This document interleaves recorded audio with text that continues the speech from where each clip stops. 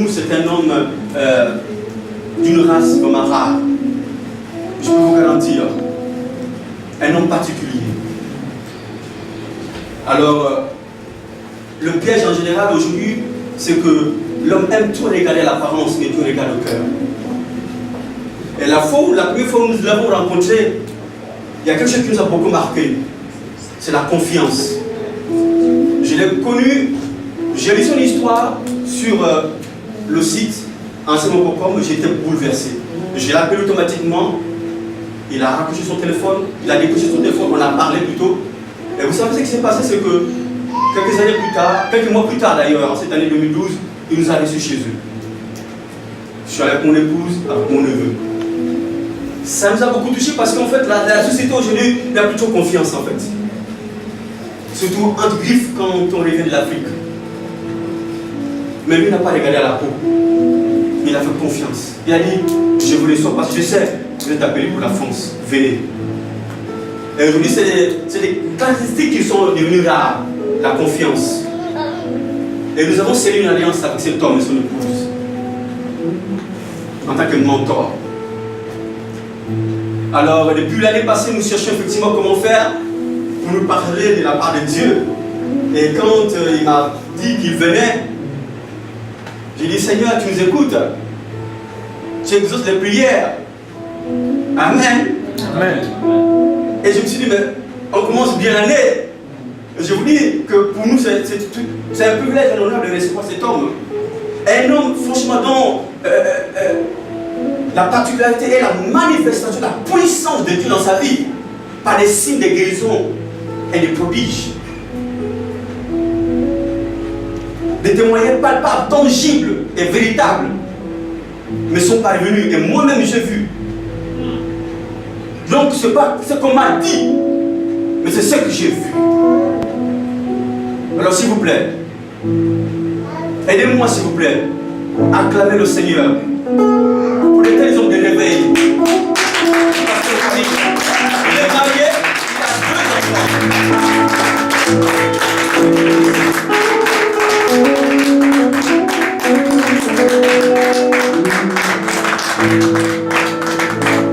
Amen, acclamez pour le Seigneur. Est-ce que vous êtes dans la joie ce matin?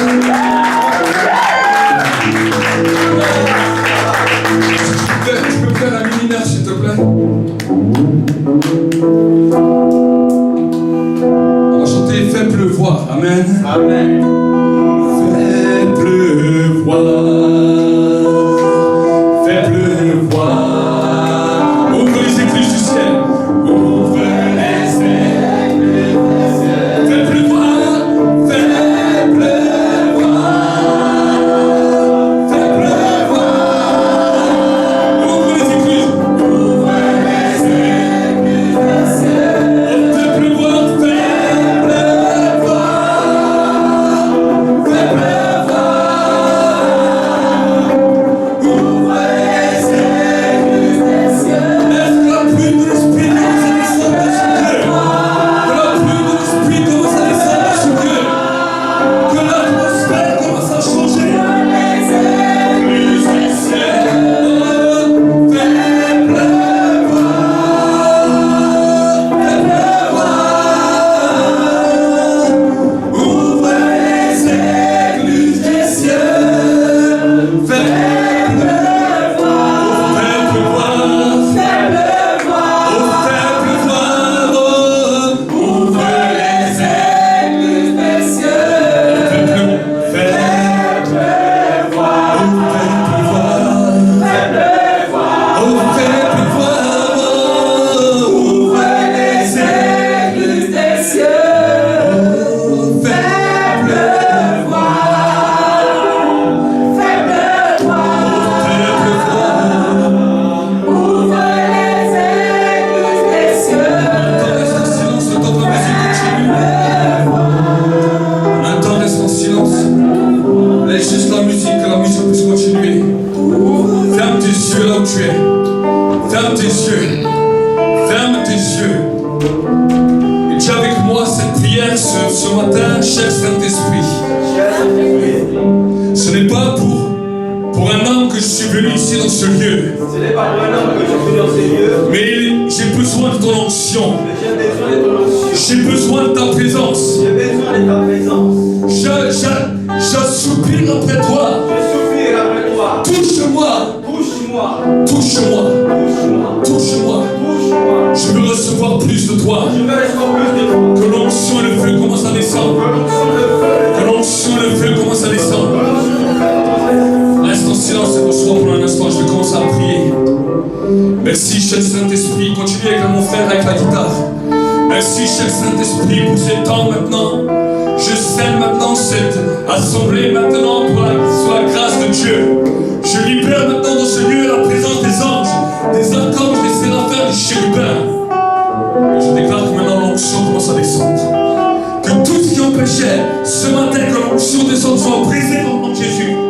Soit brisé dans le nom de Jésus. Je paralyse tout esprit de maladie, tout esprit d'infirmité dans ce lieu, tout esprit de mort maintenant. Je commande à toute puissance de ténèbres qui déstabilisait vos vies, que cela soit brisé maintenant, soit brisé. Et je commence à déclarer un temps nouveau. Je parle sur ta vie, je parle sur cette église, je prophétise sur cette église. Je déclare un temps nouveau maintenant, un temps de grâce. Là où on a déclaré que tout allait s'arrêter, là où on a déclaré que toutes les choses allaient bloquer dans ta vie, je maudis ces paroles maintenant. La Bible nous dit que l'héritage des serviteurs de Dieu, c'est de condamner toutes les paroles qui se sont levées en justice contre toi. Des paroles sont levées contre ta vie, des paroles sont levées contre ton ministère, des paroles sont levées contre ton appel. Mais je les condamne maintenant, je condamne et je déclare. Je suis venu avec mon ami Johnny, qui est un des responsables de l'église, et aussi avec mes amis Samuel et Nadine, qui sont des amis qui sont toujours là, prêts à nous aider, prêts à nous servir et prêts à nous héberger quand nous venons ici dans la région parisienne. Amen. Amen. Nous bénissons vraiment leur présence, parce que vous savez, quand nous travaillons dans le ministère, nous avons besoin de compter sur les hommes fidèles. Amen. Amen. Si les gens ne sont pas fidèles, les gens veulent beaucoup l'onction, les gens veulent les choses de Dieu, mais vous savez, on ne trouve pas toujours des gens qui sont fidèles, des gens qui sont prêts à devenir serviteurs. Amen. Amen. Si je pose aujourd'hui une question, qui veut devenir serviteur de Dieu? Qui veut prêcher la parole avec puissance? Qui veut voir la gloire de Dieu? Tout le monde va lever la main, tout le monde va venir devant. Mais si je dis, pour pouvoir arriver dans un ministère ou dans lequel Dieu commence à se mouvoir, il faut d'abord que tu deviennes serviteur. Amen. Amen. Il faut d'abord que tu commences à devenir serviteur et il faut que tu serves les oins pour que tu bénéficies de l'onction des oins. C'est ça qui a bouleversé ma vie. C'est ça qui a changé ma vie. Je me suis converti en 2004. Je suis d'origine franco-algérienne. Avant, j'étais musulman. Avant, je croyais que la religion qui était réelle était l'islam. Mais le jour où on m'a donné une Bible et je suis rentré chez moi et j'ai commencé à lire la Bible, le feu du Saint-Esprit est tombé sur ma vie. La gloire de Dieu est descendue. Dieu m'a parlé de manière audible. Il m'a parlé, il m'a dit, sans Jésus, tu ne peux pas être sauvé. Ma vie a commencé à être bousculée. Ma vie a commencé à être transformée. Toute ma mentalité que j'avais, toute ma mentalité même que j'avais par rapport à Dieu a commencé à être bouleversée. Parce que j'ai rencontré Dieu au milieu des temps où j'étais en train de chercher ma voie. J'avais 21 ans et toute ma vie a basculé à ce moment-là. Amen. Et à partir de ce moment-là, j'ai commencé à marcher avec Dieu. Et quand je suis marché avec Dieu, je suis venu à l'église, je me suis fait baptiser. Et je voulais vraiment marcher avec Dieu. J'ai commencé à prêcher dans les rues. Mais malgré que je prêchais dans les rues, dans l'église, j'étais toujours... 5 personnes me connaissaient dans l'église. Mais j'ai commencé à devenir serviteur dans l'église. Amen. Mon premier ministère, c'était de prendre la mallette de mon pasteur. Là où mon pasteur allait, je marchais avec lui, je lui prenais juste sa mallette. C'était mon premier ministère. Et partout où il partait, j'allais avec lui. Quand après j'ai reçu mon permis, je suis devenu le chauffeur de mon pasteur. Il pouvait me dire à n'importe quand, à n'importe quelle heure, tu vas me chercher des invités, tu vas me chercher ça, tu vas faire ceci, tu vas faire cela. J'étais là et je faisais les choses. Quand l'église commençait, j'étais le premier à mettre des instruments, à tout passer, et j'étais le dernier à partir de l'église.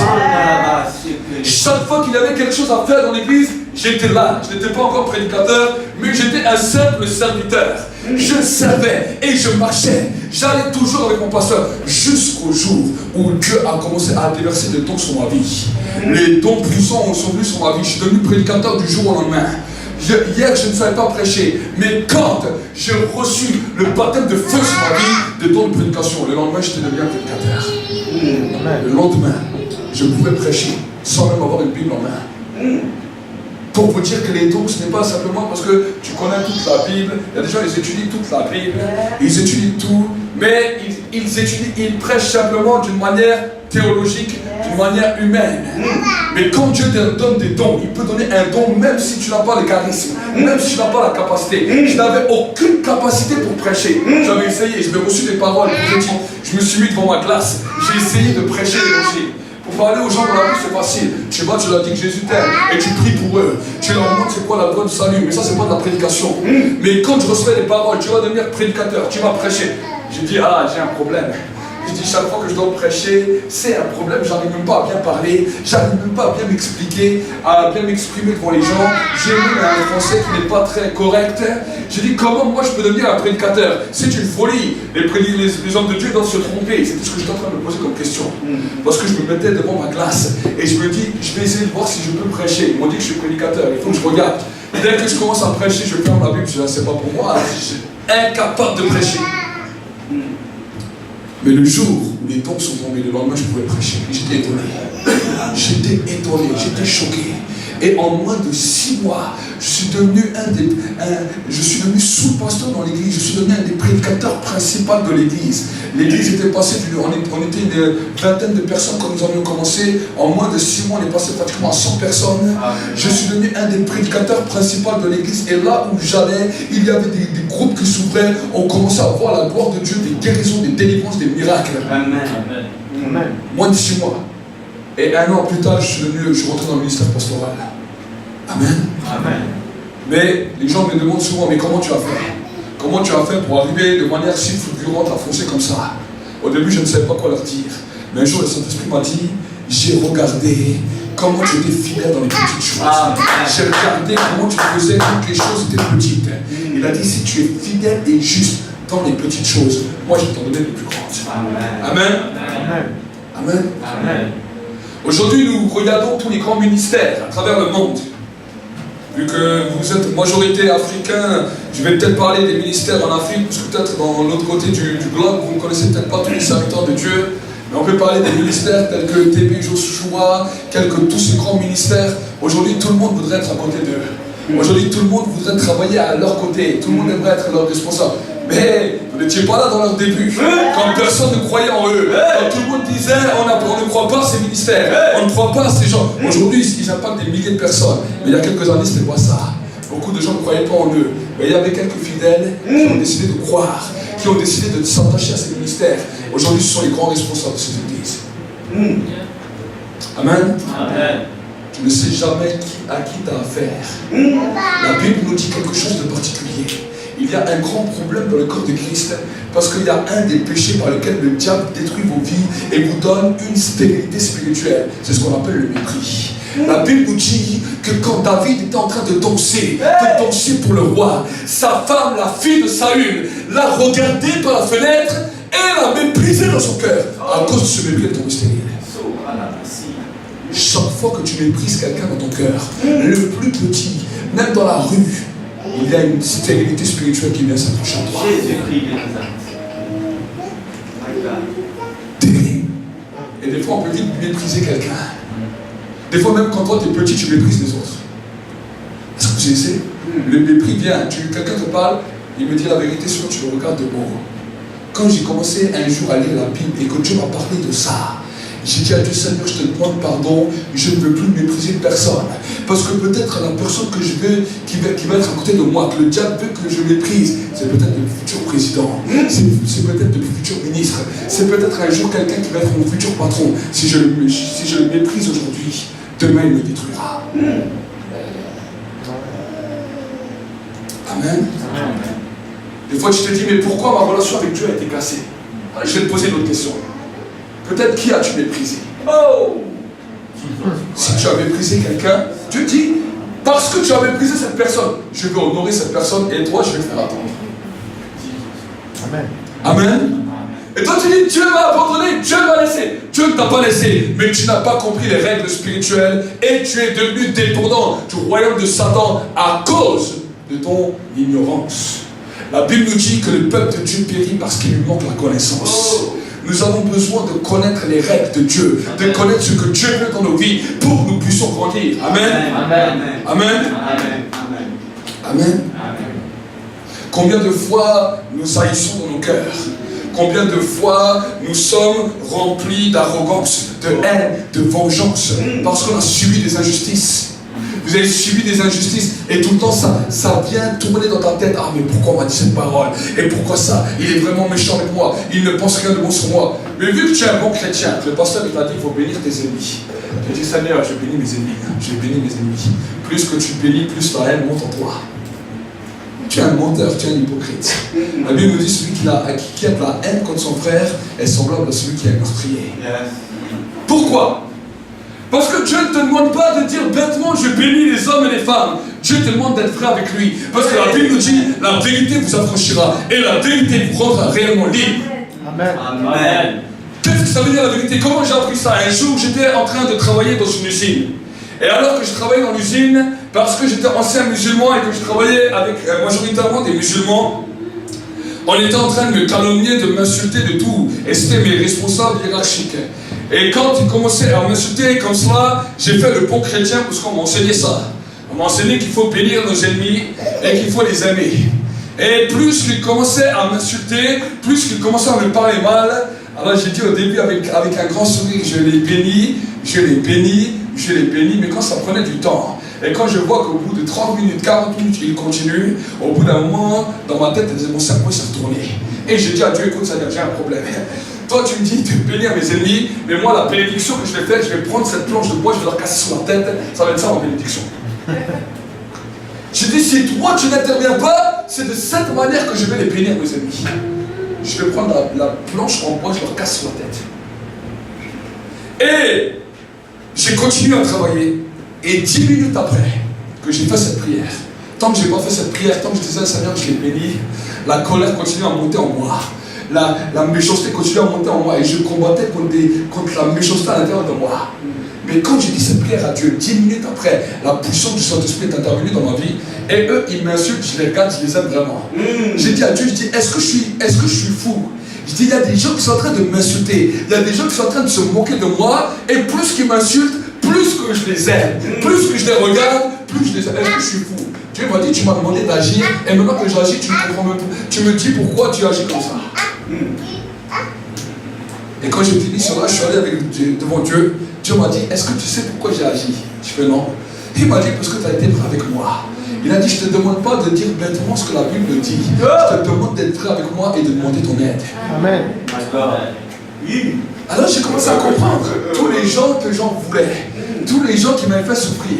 Quand je venais devant Dieu, je disais, puis Seigneur, je bénis tel et tel ennemi. Je dis, Seigneur, tu vois, quand je regarde ce qu'il y a à l'intérieur de mon cœur, j'ai envie de tuer cette personne. J'ai envie de la massacrer. J'ai envie de lui tordre le cou. Je disais à Dieu, qu'est-ce que je pensais? Mais je lui dis, toi tu m'as dit de les aimer. Si toi tu ne m'aides pas, c'est ce que je vais faire. Et chaque fois que j'étais vrai, quelque chose se brisait à l'intérieur de moi. Et le Saint-Esprit commençait à agir. Il dit, c'est ça que j'attends de toi. Il a dit, mes enfants, c'est des hypocrites. Il dit, je bénis mon frère, je le bénis, je le bénis. Vous êtes plein de haine, vous êtes plein de colère à cause des situations qui sont passées dans vos vies. Et jamais vous parlez de ça à Dieu. Ah, mais tant qu'on n'a pas dit des insultes, eh ben, Seigneur, on n'a pas péché, tu rigoles. Celui qui garde une femme, qui la regarde juste et qui convoite dans son cœur a déjà commis l'adultère. Celui qui a la haine juste dans son cœur, juste dans sa pensée, a déjà commis le meurtre. Amen. Amen. Vous vouliez connaître Dieu. C'est que des fois, ça m'étonne. Quand je suis des fois comme ça, dans les rassemblements, les gens me disent, je vais connaître Dieu. Quand tu as dit, vous voulez connaître Dieu? Je dis, oui, on veut connaître Dieu. Quand on vous présente Dieu, vous voyez avec des grands yeux. Je dis, ah bon, Dieu est comme ça. Dieu est comme ça. Amen. Vous voulez connaître Dieu? Dieu n'a pas de 50 000 façades. Dieu n'est pas un menteur. Dieu, s'il te regarde et il voit que tu es en train de mentir, il ne va pas dire, ah mon bon petit, tu es gentil. Il va te dire, mon ami, tu es un menteur. Amen. Amen. Amen. Tu es en train de voler quelqu'un, tu es en train d'arnaquer quelqu'un. Des fois, c'est des petites arnaques. Attention, l'État nous vole. Donc, allez, on peut se permettre. On va travailler au noir. On va faire ce poisson, on s'en fout, il nous vole. Dieu peut parler avec toi. C'est-à-dire, qu'est-ce que tu penses de moi? Mon ami, tu es un voleur.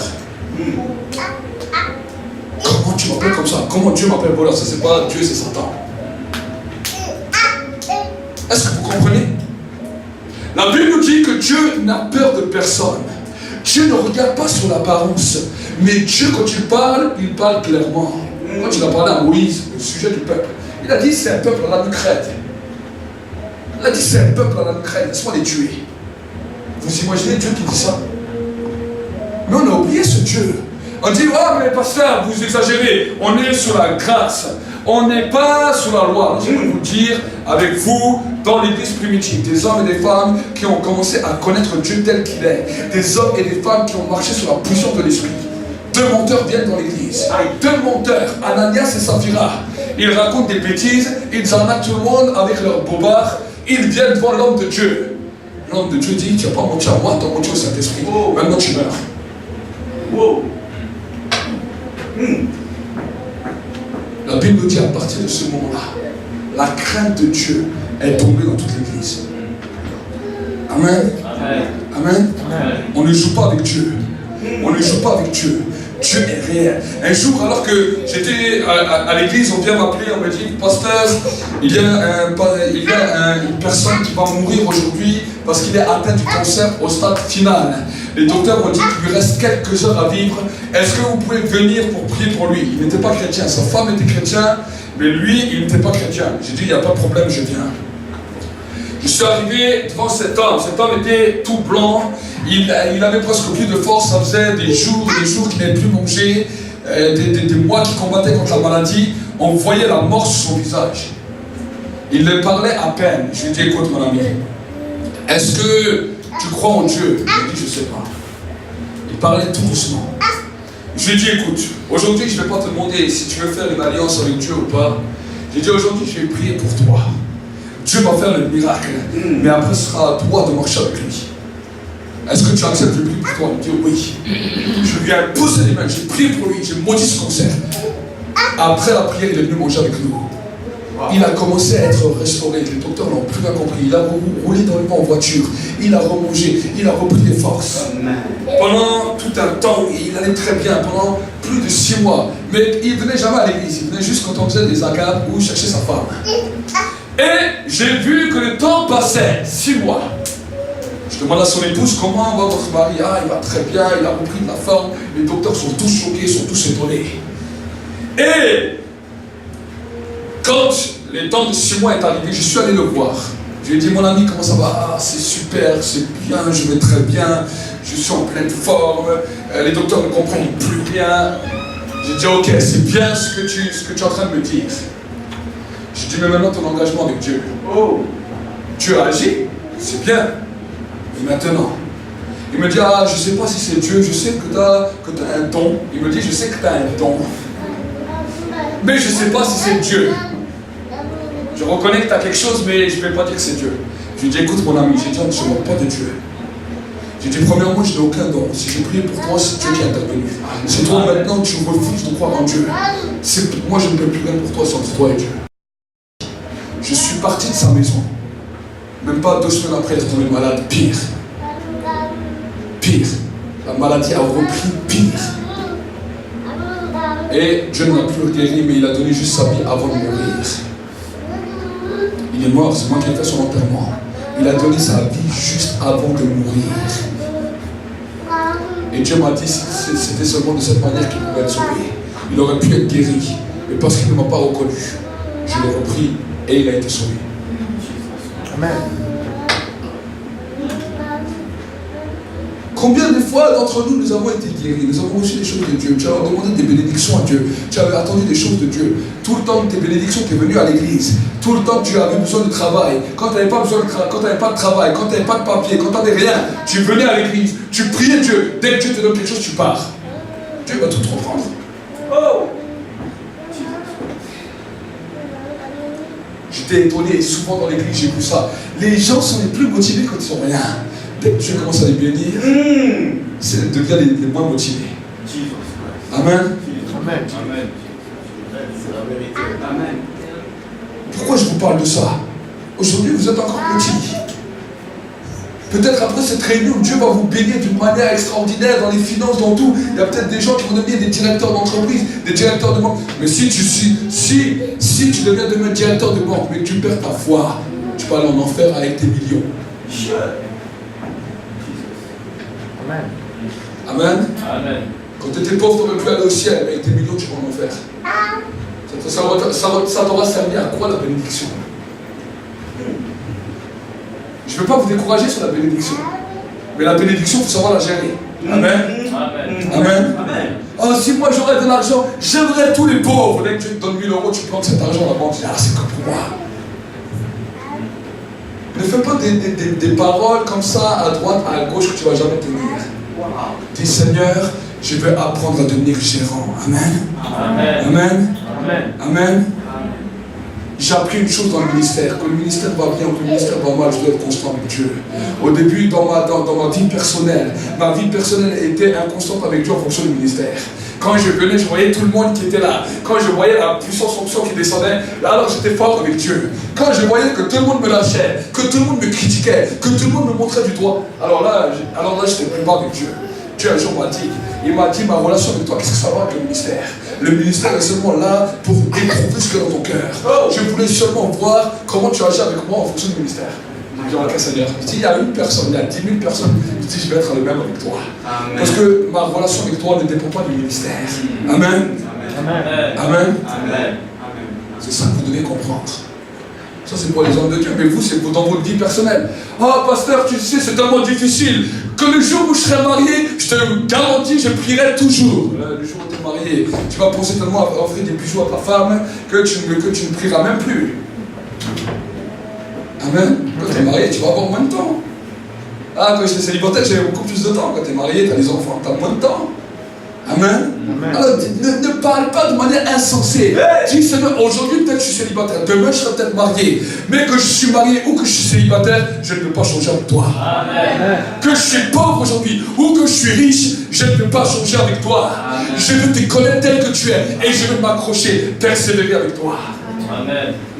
Au début de ma conversion, vous savez, quand j'étais musulman, j'ai essayé de passer mon permis 15 000 fois. Avant que j'aille, même pour le code, je récitais les sourates du Coran juste avant que j'entre dans la salle. J'ai dit, c'est bon, je vais l'avoir. Et je le récitais plusieurs fois. Quand j'arrivais dans la salle, je ne recevais rien. Je dis, je ne comprends pas. Je faisais toutes les choses qu'il fallait et pourtant rien ne marchait. Quand je me suis converti, quand Dieu m'a parlé, pourtant Dieu m'a montré une révélation puissante. Je me suis converti de tout mon cœur. Mais il y a une pensée qui est venue dans mon esprit. Une pensée que je n'ai même pas dit. Ça a juste effleuré mon esprit. Quand tu étais musulman, le permis, tu n'as pas réussi à l'avoir. Maintenant, tu deviens chrétien, peut-être que tu vas avoir le permis, et quand tu as le permis, tu peux dire ciao aux chrétiens. Mais je l'ai juste pensé au début de ma conversion. Et voici le moment où après je continue à grandir avec Dieu, j'ai oublié, je n'ai même plus pensé à cette pensée parce que j'étais vraiment ancré, solide avec Dieu. Mais voici maintenant le temps où je devais passer mon permis. Avant que j'aille passer mon permis, Dieu me parle clairement. Il me dit, tu n'auras pas le permis. Je dis, ça c'est pas Dieu, c'est le diable. Au nom de Jésus, dehors. Dieu me dit, ce n'est pas le diable, c'est moi. Tu n'auras pas le permis. Alors vous savez, quand Dieu m'a dit ça, je suis allé voir mon pasteur. Je dis, ah non, ça va pas. Je dis, pasteur, vous pouvez prier pour moi pour le permis. Je ne lui ai pas dit ce que Dieu m'a dit. Je suis allé voir le pasteur. Je dis, lui, il va me donner une bonne parole. Et il prie pour moi, il me dit, ne t'inquiète pas, Dieu va te donner. Je dis, ah, tu vois, c'est ça la parole de Dieu. Je suis allé, j'ai passé mon permis, j'ai tout loupé. Et je suis sorti de l'auto-école. Deux choses se posaient à moi. Je n'avais même pas d'argent pour repasser le permis. Je ne travaillais même pas. À cause de ma vie d'avant, j'étais endetté jusqu'à par-dessus la tête. Je n'avais même pas de compte bancaire, je n'avais rien. Et là, deux choses se posaient à moi. Soit je me mettais en colère contre Dieu.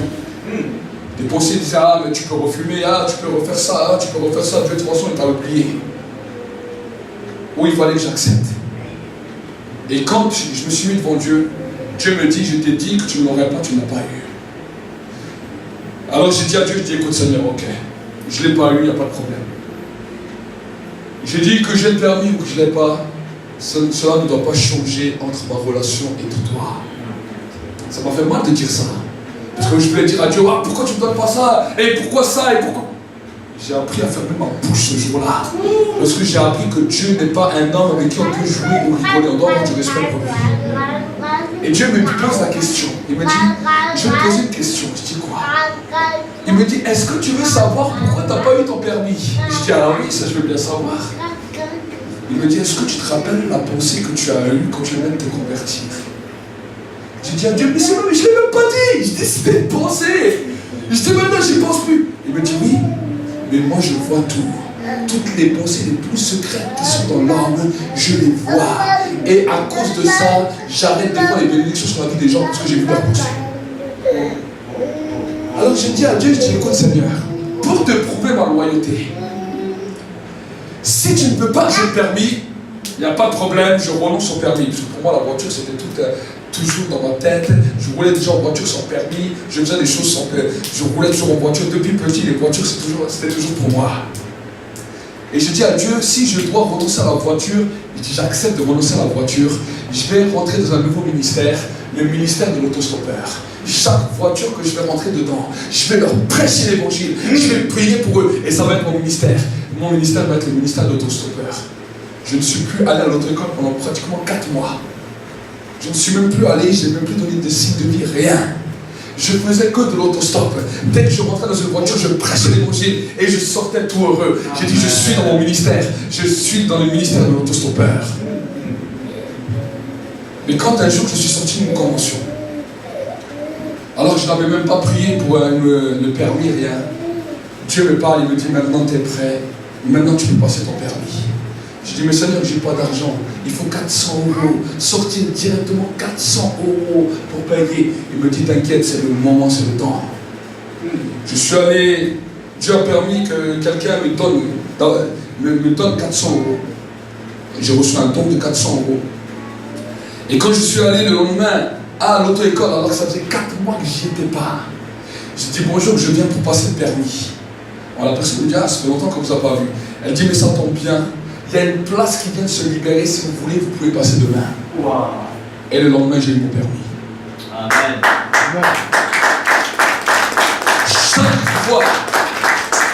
Chaque fois dans ma vie qu'il y avait un blocage, Dieu m'a ramené à mes pensées.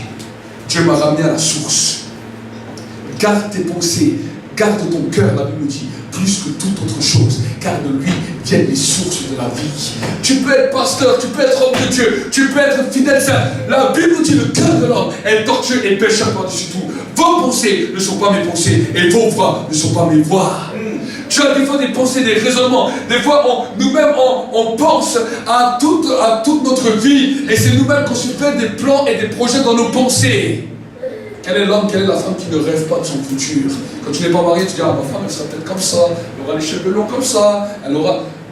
Les sœurs disent, ah, mon mari, ce sera une athlète de haut niveau avec des grands muscles comme ça, et ce sera peut-être un banquier.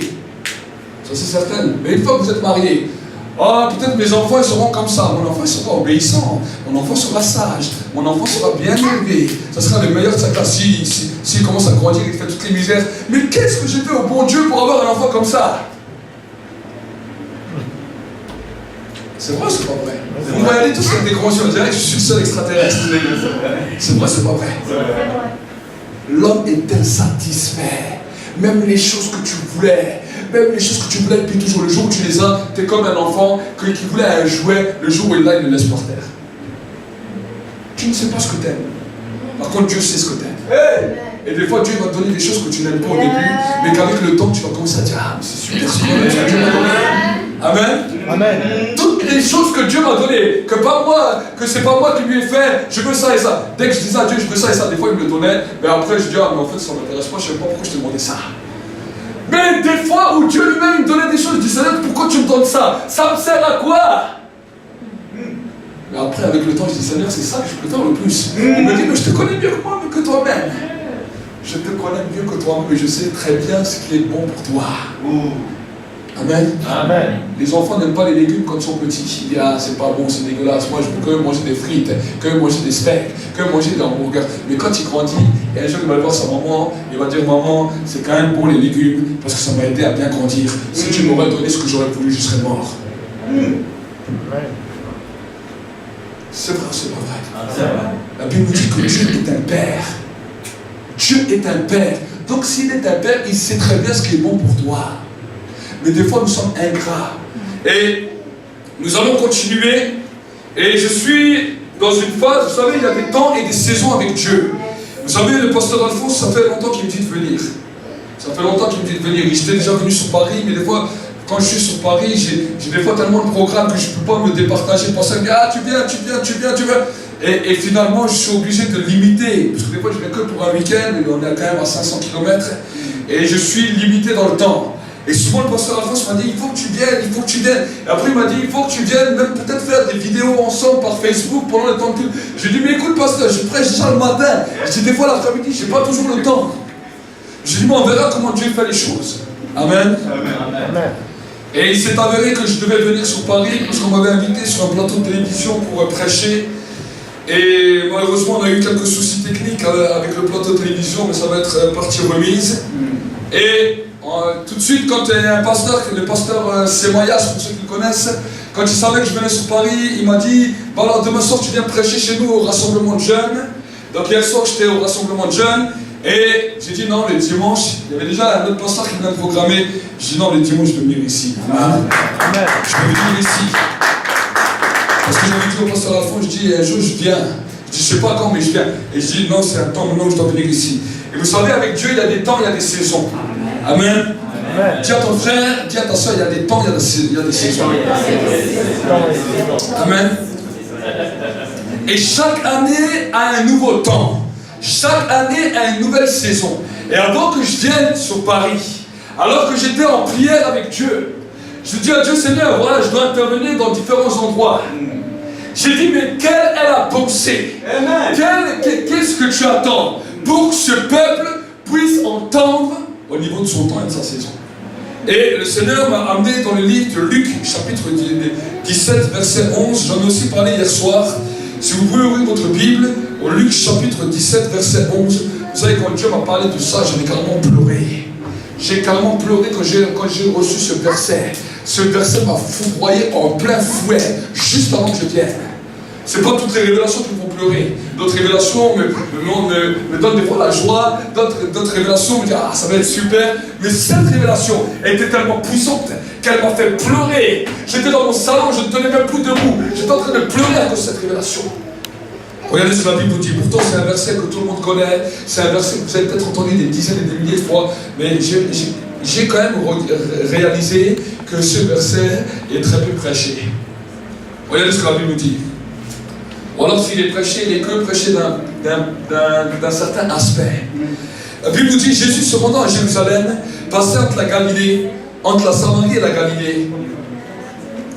Comme il entrait dans un village, 10 lépreux vinrent à sa rencontre. Se tenant à distance, ils élevèrent leur voix et dirent, chapitre 17, Luc 17, verset 11. Jésus, Maître, aie pitié de nous. Dès qu'ils l'eurent vu, il leur dit, allez vous montrer au sacrificateur. Et pendant qu'ils y allaient, il arriva qu'ils furent tous guéris. L'un d'eux, se voyant guéri, revint sur ses pas, glorifiant Dieu à haute voix. Il tomba sur sa face aux pieds de Jésus et lui rendit grâce. C'était un Samaritain.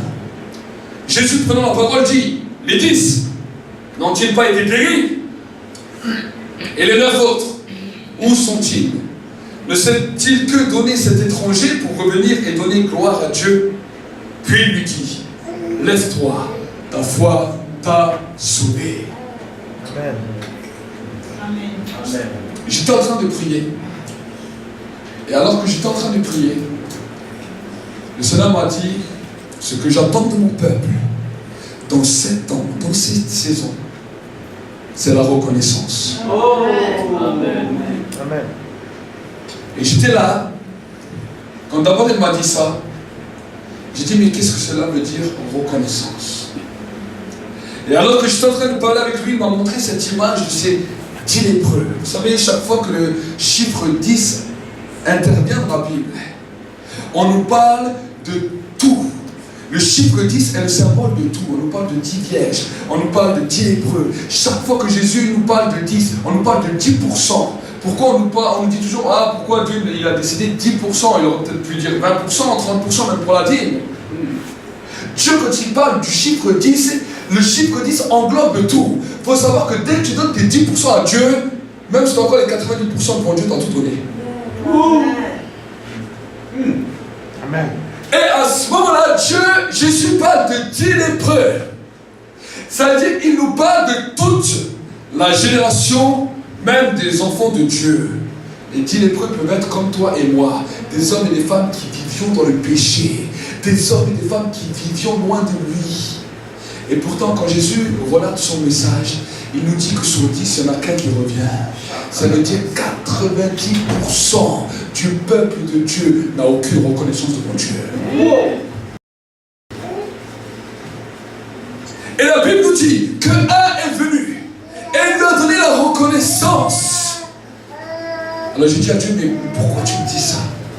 Il me dit, tu sais, les hommes veulent beaucoup de choses. Ils veulent ma puissance, ils veulent mes guérisons, ils veulent mes miracles, ils veulent mes bénédictions, ils veulent mes finances, ils veulent tout. Ils veulent le salut. Ils veulent que je leur pardonne des péchés. Des fois, nous venons à Dieu, même pas pour l'existence du ciel, seulement parce qu'on a marre de porter nos fardeaux, seulement parce qu'on a marre de porter notre péché, seulement parce que notre péché, chaque fois qu'on se regarde dans la glace, on s'en veut. Et là, quand on découvre la grâce, ah, Jésus pardonne mes péchés, ah, tu pleures, ah, tu es émerveillé, ah, tu es dans une telle expectative. Mais est-ce que tu as pensé déjà au salut? Est-ce que tu as déjà pensé au ciel? Le jour où tu as donné ta vie à Jésus, ben, premièrement, il t'a pardonné tes péchés. C'est ça qui t'a fait du bien. C'est ça que ton cœur s'est senti léger.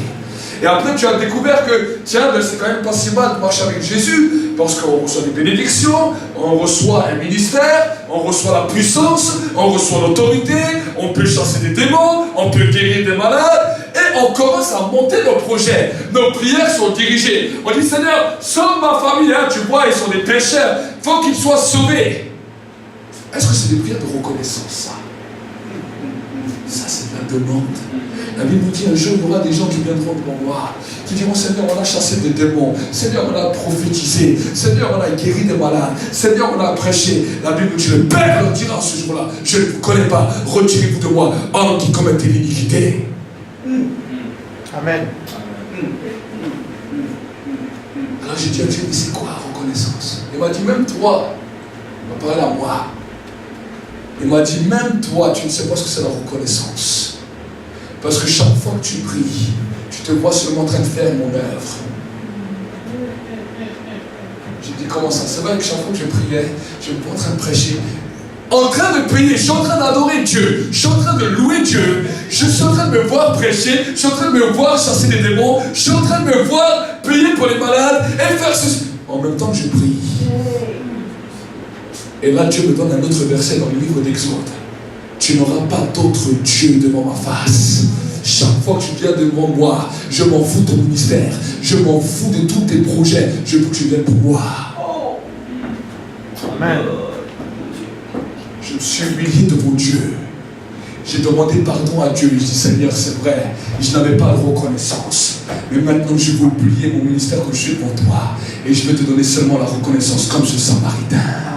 Ne s'est-il trouvé que ce Samaritain qui vient me donner l'adoration et lui dit, bah, ta foi t'a sauvé. Il n'est pas simplement libéré de ses péchés, mais il est rentré dans une dimension de salut éternel.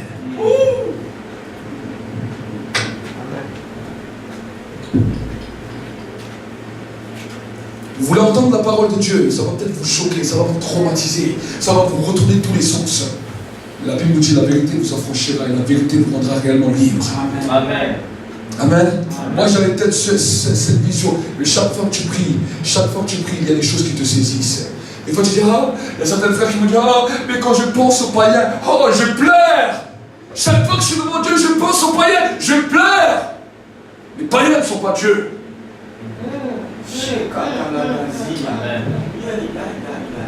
Amen. Amen. Oh, ce pasteur, chaque fois que je prie, je vois mes problèmes. Tes problèmes ne sont pas Dieu. tes projets ne sont pas Dieu. Il y a un temps pour penser à tes projets.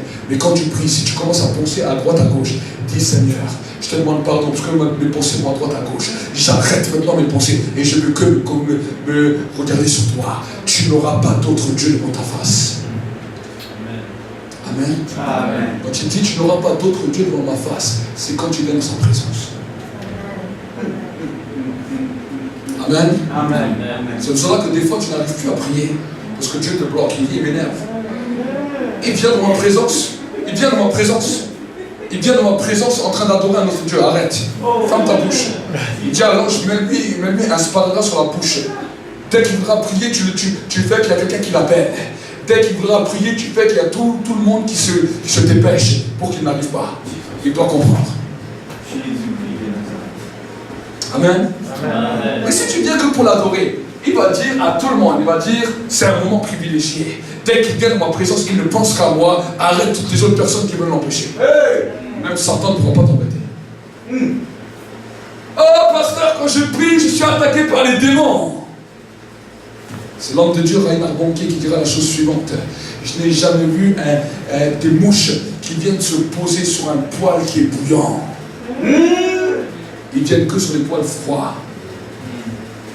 Si le radiateur est bouillant, une mouche ne se posera jamais dessus. Est-ce que vous voyez des mouches sur le radiateur ici? Aucune. Mais pourtant, si c'est froid, ils viennent se poser. Il a dit, si tu es chaud, aucun démon ne peut t'approcher. Si le feu de Dieu est en toi, aucun démon ne peut t'approcher. Amen. Amen. Amen.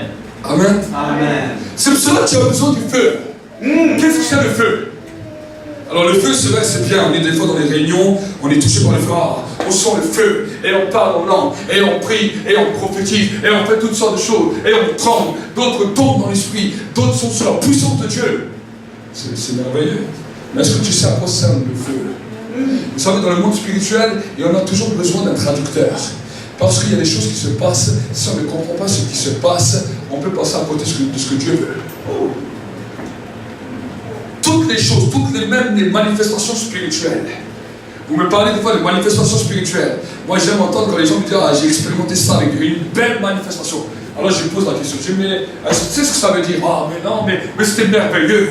Mes poils sont hérissés tout seuls. Oh, j'ai commencé à pleurer. Mes cheveux, je n'avais même plus besoin de gel. Ils sont montés tout seuls dans le ciel.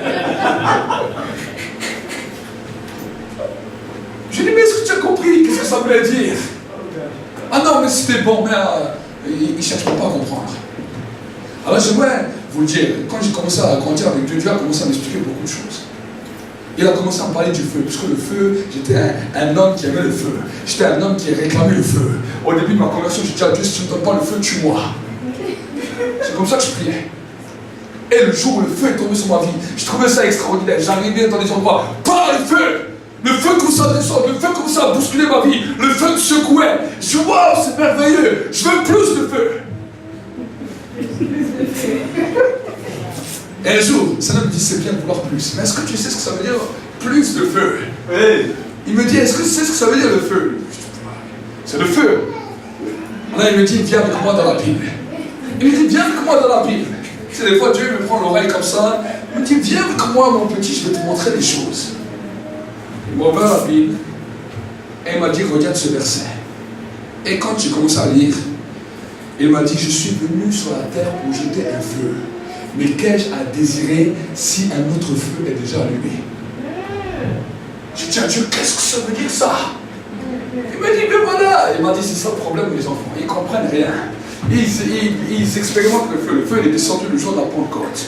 Mais quand le feu il est descendu, quelque chose a précédé le feu. Le Saint-Esprit leur a montré qu'est-ce que c'était le symbole du feu. Quand le feu est descendu, Pierre a traduit ce feu. Il a dit à 3000 personnes, repentez-vous et soyez baptisés et vous recevrez le don du Saint-Esprit.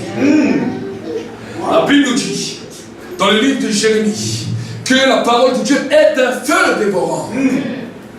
Alors le Seigneur m'a ramené dans le livre de Jean. Il m'a dit au commencement était la parole et la parole était avec Dieu et la parole était Dieu. Tout a été fait sans elle et rien de ce qui a été fait n'a été fait sans elle. Il m'a ramené dans le livre de la Genèse. Au commencement Dieu créa le ciel et la terre. La terre était informe et vide. Dieu dit que la lumière soit et la lumière fut. Il m'a dit le feu c'est ma parole. Et quand j'ai commencé à regarder au niveau des scientifiques, les scientifiques ont essayé de découvrir comment la Terre s'est formée. Et ils ont vu, avec les analyses, qu'il y a eu un Big Bang qui est sorti de nulle part, un feu qui est sorti de nulle part, et là tout a été créé. Et le Seigneur me dit, tu vois, les scientifiques eux ont compris, même les enfants n'ont pas compris. La parole c'est un feu. Si tu et Jésus et Dieu et le Saint-Esprit m'a dit, Jésus est assis sur le trône, il est à côté du Père. Et qu'est-ce qui se passe dans le monde spirituel? Chaque fois que Jésus veut donner une parole à quelqu'un, il se lève et il jette un feu.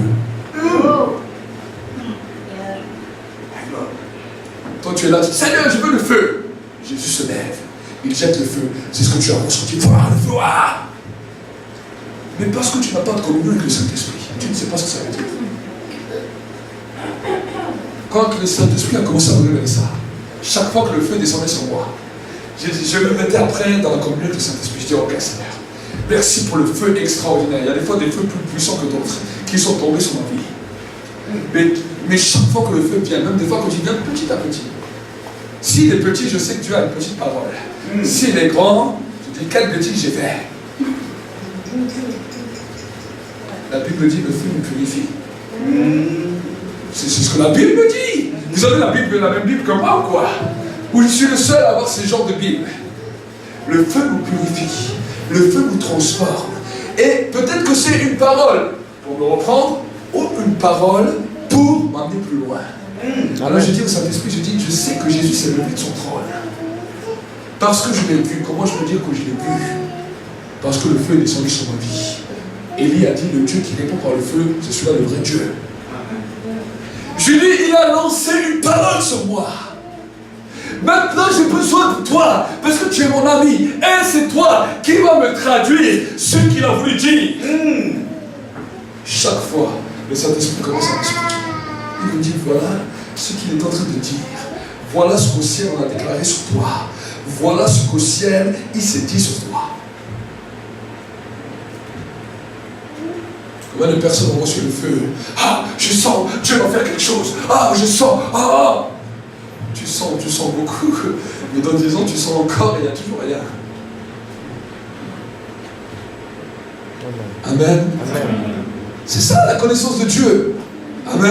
Amen. Peut-être ça vous choque ma manière de prêcher. Mais c'est comme ça que j'ai commencé à découvrir Dieu. Le jour où je me suis converti, quand je suis rentré la première fois à l'église, quand j'ai commencé à aller dans l'église, pas la première fois parce que j'étais déjà allé, mais quand j'ai commencé à vraiment écouter ce que le pasteur disait, je ne comprenais rien à leur discours, je ne comprenais rien à leur sermon. Ils parlaient d'onction, de sanctification, de purification, toutes sortes de mots qui ne veulent rien dire pour moi.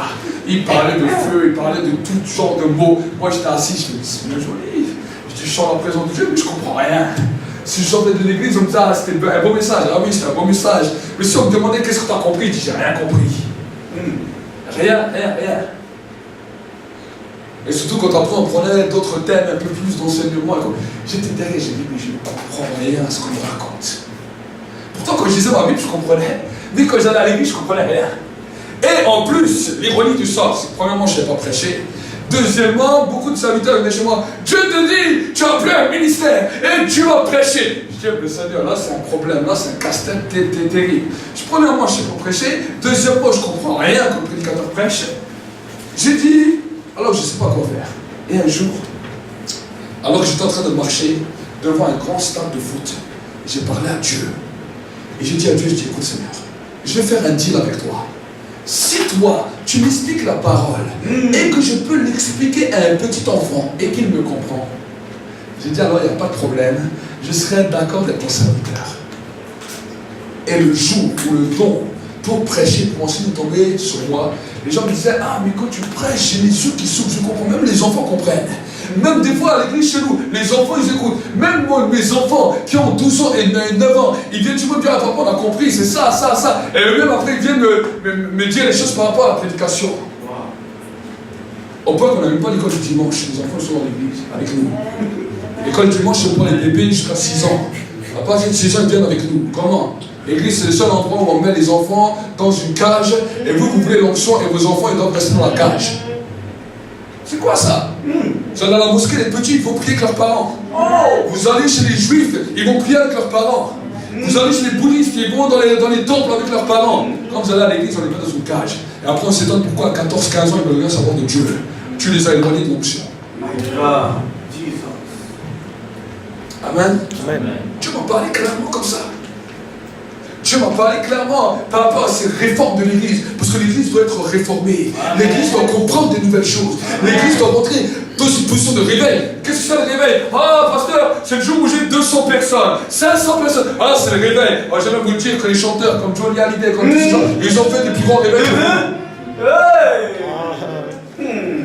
C'est quoi le réveil? Le réveil, c'est la connaissance, la compréhension de qui est Dieu. Quand tu arrives dans un endroit, tu peux dire, là, je sais que Dieu est, parce que j'ai commencé à le découvrir. J'ai commencé à savoir qu'on ne joue pas avec Dieu et qu'on ne fait pas avec Dieu ce qu'on veut. Amen. Amen. Amen. Amen. Vous voulez continuer à connaître Dieu. Plus que tu grandis avec Dieu, plus des fois, même moi-même, des fois, je me dis, mais c'est difficile quand même de te connaître. Parce que quand tu te connais, Dieu te demande certaines choses qu'avant il ne te demandait pas. Dieu va être exigeant avec toi, comme il n'était pas avant. Amen. Amen. Moïse a fait une erreur, alors qu'il est arrivé à son summum, il n'a pas pu rentrer dans le pays promis. Une erreur. Une erreur.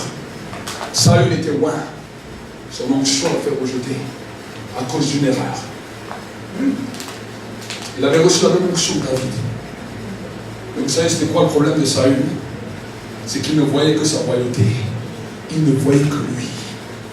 Il ne voyait que son avenir. Ah, mais si je n'écoute pas le peuple me rejettera. Ça, c'est le problème des ministères. Si je n'écoute pas mes fidèles, si je n'écoute pas mes responsables, Dieu ne te demande pas d'écouter tes responsables, Dieu te demande à toi-même. Si toi tu es une tête, si toi tu es une tête dans l'église, moi il y a des responsables qui m'ont dit, ah pasteur, nous on ne pense pas comme ça, Dieu parle aussi à nous, je dis, ah bon, mais quand vous étiez au début dans l'église, Dieu vous parle aussi. Ah mais maintenant Dieu aussi nous parle à nous, il ne parle pas qu'à toi. Je dis, oui, mais dans l'église on ne joue pas comme ça. Et il y a des têtes, c'est des têtes qui sont là, il faut les respecter, les honorer. Amen. Amen. Je ne fais pas de deal, je ne veux pas plaire à quelqu'un. Il y a des fois beaucoup de gens qui sont partis parce que j'ai prêché des choses que Dieu m'a dit. Je dis Dieu, j'ai dit à le Seigneur, je dis Seigneur, si je prêche ça, ils vont tous partir, ils vont tous me lapider. Dieu me dit alors, tu dois plaire à qui? À moi ou s'ils partent, laisse. Amen. Amen. J'ai pris des fois des décisions dans l'église. Tout le monde m'a dit, le pasteur il est fou. Et je dis, c'est Dieu qui m'a dit. Si Dieu m'a dit, qu'est-ce que tu vas me dire? Amen. Amen. Je ne rigole pas avec les directions de Dieu. Si Dieu m'a rien dit, ok. On peut discuter. Mais si Dieu m'a dit quelque chose de clair, je ne peux pas revenir dessus. Amen. Vous aussi dans vos vies, commencez à gérer comme ça. Vous, des fois, vous voulez plaire à vos familles. Ah, mais tu sais, mais si je fais ça quand même, à cause de la famille, à cause de ceci, je vais participer à la cérémonie, à tel et tel ça, mais c'est quand même la famille. Mais tu sais, ils ne vont pas comprendre, on s'en fout qu'ils comprennent ou qu'ils ne comprennent pas. Tu dois plaire à qui? Amen. Amen. Amen. Amen. Ton patron va te demander de mentir, hein, mais tu sais, si je ne mens pas, je vais perdre ma place. Alors, j'ai que là qu'à perdre ma place. Il va en trouver 10. Amen. Amen.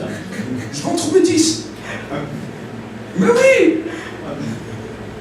Un jour, j'étais dans une entreprise, et je travaillais dans l'entreprise. Et je travaillais bien, et j'étais en CDD. Et là-bas, dans l'entreprise, j'ai prêché à tout le monde. Donc, vu que j'étais seul dans un grand entrepôt, que je gérais tout seul l'entrepôt, chacun ramenait son poste radio, chacun ramenait sa musique. Je dis, il n'y a pas de problème. Ils m'ont dit, si tu veux ramener ta musique, tu peux ramener ta musique. Je dis, il n'y a pas de problème. Je demandais que ça. Je suis tout seul dans l'entrepôt, un grand entrepôt. J'ai ramené mon poste et je mettais la louange toute la journée. Eux, ils écoutaient leur radio, moi j'écoutais la louange et je priais dans l'entrepôt. Et chaque fois que mon patron arrivait, mon patron, dès qu'il rentrait dans l'entrepôt, il devenait tout rouge et il s'énervait contre mon poste. Qui écoute cette musique? Je ne supporte pas cette musique. Je dis, ah, lui, il a des problèmes avec les esprits. Je dis, ah, mais c'est pas grave, je laisse. Et dès qu'il rentrait dans toutes les autres pièces, il était normal. Dès qu'il venait dans l'entrepôt, il pétait les plombs, il devenait fou. Et moi, je prêchais à tout le monde dans l'entreprise. Je prêchais aux chauffeurs, je prêchais à tout le monde. Et le patron l'avait entendu, mais il n'a rien dit. Et un jour, il vient chez moi, il me dit, écoute, voilà pendant ton temps de travail, tu viens avec moi, on va aller chez moi à la maison, parce qu'on doit vider des choses pour les amener à l'entreprise. Je dis, ok, pas de problème, moi je suis là, je suis payé pour ça, donc je viens avec vous. Et quand j'entre dans sa camionnette, il me dit, écoute, voilà, je vais te dire la vérité, je te prends pas pour chercher ça ou ça, je te prends pour discuter avec toi. Je dis, ok, d'accord, qu'est-ce qu'il y a? Il me dit, voilà, j'ai entendu que tu es chrétien, j'ai entendu tes discours et tout, vas-y, raconte-moi ton témoignage. Et je commence à lui raconter mon témoignage. Et alors que je raconte mon témoignage et tout, que je lui prêche l'évangile, il me dit, maintenant, moi, je vais te raconter ma propre vie. C'était quelqu'un qui, depuis l'âge de 4 ans, était plongé dans l'occultisme, qui avait eu des baptêmes de lumière, qui travaillait avec les esprits. Il me dit, tu vois tout ce que j'ai, toute cette entreprise, tout ce que j'ai là, c'est avec les esprits que j'ai eu ça. Je voyage dans le monde, je vais même dans les églises, je m'assieds, j'écoute les discours des pasteurs. Il me dit, je peux aller n'importe où, je connais tous les discours. Mais il était choqué que toutes les choses que j'étais en train de lui dire. Et quand j'ai fini, je suis allé dans sa maison était remplie de choses occultes. On est retourné à l'entreprise, et elle ne m'a rien dit de plus. Le lendemain, sa collaboratrice, qui travaillait avec lui, m'a convoqué. Et elle me dit, voilà, je vais te proposer un deal. Je vais t'embaucher à un super bon salaire, avec des super bons horaires. 8h midi, 1h, 4h du lundi au vendredi. Je vais te donner cette embauche. Mais à une condition. Que chaque fois que tu viens dans l'entreprise, ton Jésus reste dehors. Et j'ai rien dit. Je suis sorti. Et le lendemain, vous savez, là, le diable vous attaque, hein, parce que là, on vous propose quelque chose de bien. Et c'est vrai, finalement, en tant que chrétien, on n'est pas obligé de prêcher partout. On a juste besoin de prêcher dehors, on attend dehors. Et dépenser. Le lendemain, je suis venu, j'ai donné des traités dans toute la boîte. Amen. Et la collaboratrice vient, elle me jette le traité dessus. Elle me dit, qu'est-ce que c'est que ça? Je croyais qu'on avait un accord. J'ai dit, écoutez-moi bien, madame. Désolé, j'ai déjà un autre accord. Amen. Et ils m'ont arrêté après. Je suis quitté. Mais jusqu'à aujourd'hui, je n'ai pas manqué de travail. Amen. Amen. Amen. Amen. C'est pour ça que quand je vous parle de certaines choses, je sais de quoi je vous parle. Amen. Je n'avais aucun diplôme. Je n'avais rien. Mais Dieu a commencé à lui-même élever les choses. Au début, j'étais endetté jusqu'à par-dessus la tête. Je vais vous parler un peu de finance. Vous voulez qu'on parle un peu de finance? Oui. Je vois tout le monde qui dit, ah, c'est un sujet qui nous intéresse. Amen. Je vais vous parler un peu de finance. J'étais endetté. J'avais 8500 € de dette. Je n'avais pas le droit ni à la carte, ni au chèque. Je n'avais même plus de compte bancaire. Interdit bancaire en France. Et je me suis converti de cette manière. Parce qu'avant que je me convertis, j'étais un petit peu un bandit. Je faisais tout ce qu'il ne fallait pas faire. Et quand je me suis converti, je me suis trouvé avec plein de dettes. Et quand je me suis trouvé avec plein de dettes, je ne pouvais même pas travailler parce que je n'avais même pas de compte bancaire. Donc, au bout d'un moment, Dieu m'a dit, tu laisses ton appart, tu laisses tout ce que tu as. Et tu donnes tout ce que tu as, tes machines à laver, tout ce que tu avais. Il a dit, tu te débarrasses et tu viens, tu me suis. Donc, qu'est-ce qui s'est passé? C'est qu'au bout d'un moment, je dormais dans l'église. Parce que c'est l'église qui m'a accueilli. J'étais tout seul dans l'église. Et je mangeais quand j'avais à manger. Et des fois, je faisais des jeûnes forcés. Parce que ce n'est pas parce que je voulais jeûner, mais parce que je n'avais rien à manger. Je vivais dans l'église et la journée, j'allais prêcher l'évangile dans les rues. Du matin 7h jusqu'au soir minuit, je prêchais l'évangile. Quand je rentrais, après avoir prêché l'évangile, je me mettais dans l'église et je dormais dans l'église. Ça, c'était ma vie au début. Et un jour, j'ai prié Dieu. J'ai dit à Dieu, Seigneur, je vais déclarer quelque chose. Aujourd'hui, c'est le jour de foi et aujourd'hui, je vais trouver un travail. Et j'ai déclaré ça avec Dieu. Et je suis rentré dans une agence intérim. Il y avait plein de monde. Pleine période de crise. 2004, c'était la pleine période de crise. Et tout le monde disait, ah, on veut un travail. La femme de l'agence intérim disait, ah, on vous rappellera monsieur, on vous rappellera madame. Il y avait du monde derrière moi. Je suis arrivé au comptoir. Je dis bonjour madame. Elle me dit bonjour, en quoi puis-je vous aider? Je dis écoutez-moi bien. Il dit, je rentre dans ce bureau. Mais quand je vais sortir de votre bureau, vous allez recevoir un coup de fil. Ce coup de fil, c'est pour moi, c'est le travail. Demain, je commence. La femme explose de rire. Elle explose de rire. Les gens ils voyaient des bizarres derrière. Ils n'ont jamais vu quelqu'un qui parle comme ça dans une agence intérim. J'ai dit, madame, je ne rigole pas. J'ai dit, quand je sors, vous allez avoir un coup de fil. C'est pour moi, c'est le travail. Demain, je commence. Je suis sorti de ce bureau. À peine j'ai franchi la porte, elle reçoit un coup de fil. Le lendemain, je travaillais. Elle me téléphone. Elle me téléphone. Elle me dit, effectivement, comme vous avez dit, on m'a contacté. Demain, vous pouvez commencer. J'ai dit, je vous avais dit, madame. Le lendemain, je commençais. Je travaillais là-bas. Et quand je suis arrivé à recevoir mon salaire, j'ai pu retirer mon salaire en liquide. Je me suis arrangé avec eux, j'ai retiré mon salaire en liquide. Et là, j'ai fait un acte de foi. Déjà, j'avais rien. J'ai dit à Dieu, Seigneur, tu vois, c'est mon premier salaire en tant qu'enfant de Dieu. Avant, je n'étais pas chrétien. Mais c'est mon premier salaire. C'est pas beaucoup. Mais je vais te donner 90%, je prends 10% pour moi. 90%. J'ai donné les 90%. Je dis, je ne sais pas comment rembourser mes dettes. Je dis, mais je te donne déjà à toi. Les dettes, on verra. J'ai fait ça devant Dieu. Ça fait mal, même si ce n'est pas un gros salaire. Mais 90%, ça fait mal. Je l'ai fait. Et peu de temps après, quelques mois plus tard, quand j'étais en prière, le Saint-Esprit me dit, écoute-moi bien, tu vois tes dettes. Un ange va venir avec une mallette et toutes tes dettes seront remboursées. C'est ce que le Saint-Esprit m'a dit. J'ai dit amen. Je venais de rencontrer ma fiancée. À l'époque, on était fiancés. Je suis allé la voir, je n'avais aucun argent. J'ai lancé un mariage sans aucun argent en poche. Je n'avais rien du tout. J'ai rencontré ma fiancée. Je lance le mariage, je prépare le mariage sans rien du tout en poche. Tout le monde me posait la question comment il va faire. Mais j'aimerais vous dire qu'un mois avant le mariage, on avait juste une invitation parce que mon épouse avait eu la grâce d'avoir un appartement de la part de ses parents où on pouvait habiter. C'était pas pour elle, mais c'était un endroit où on pouvait habiter. Et un mois avant le mariage, on n'avait même pas ni gazinière, ni frigo, ni rien. Et moi, j'avais fait des temps de formation, mais les temps de formation ne comptaient pas dans le chômage. Alors peut-être certains vous allez me dire merci aujourd'hui, parce qu'il y a certaines prières que vous en dépendez aujourd'hui.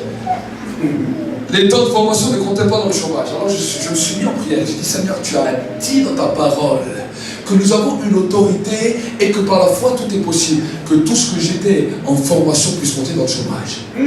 3 semaines après, la loi change à Paris, dans laquelle tous les gens qui étaient en formation sont pour le chômage.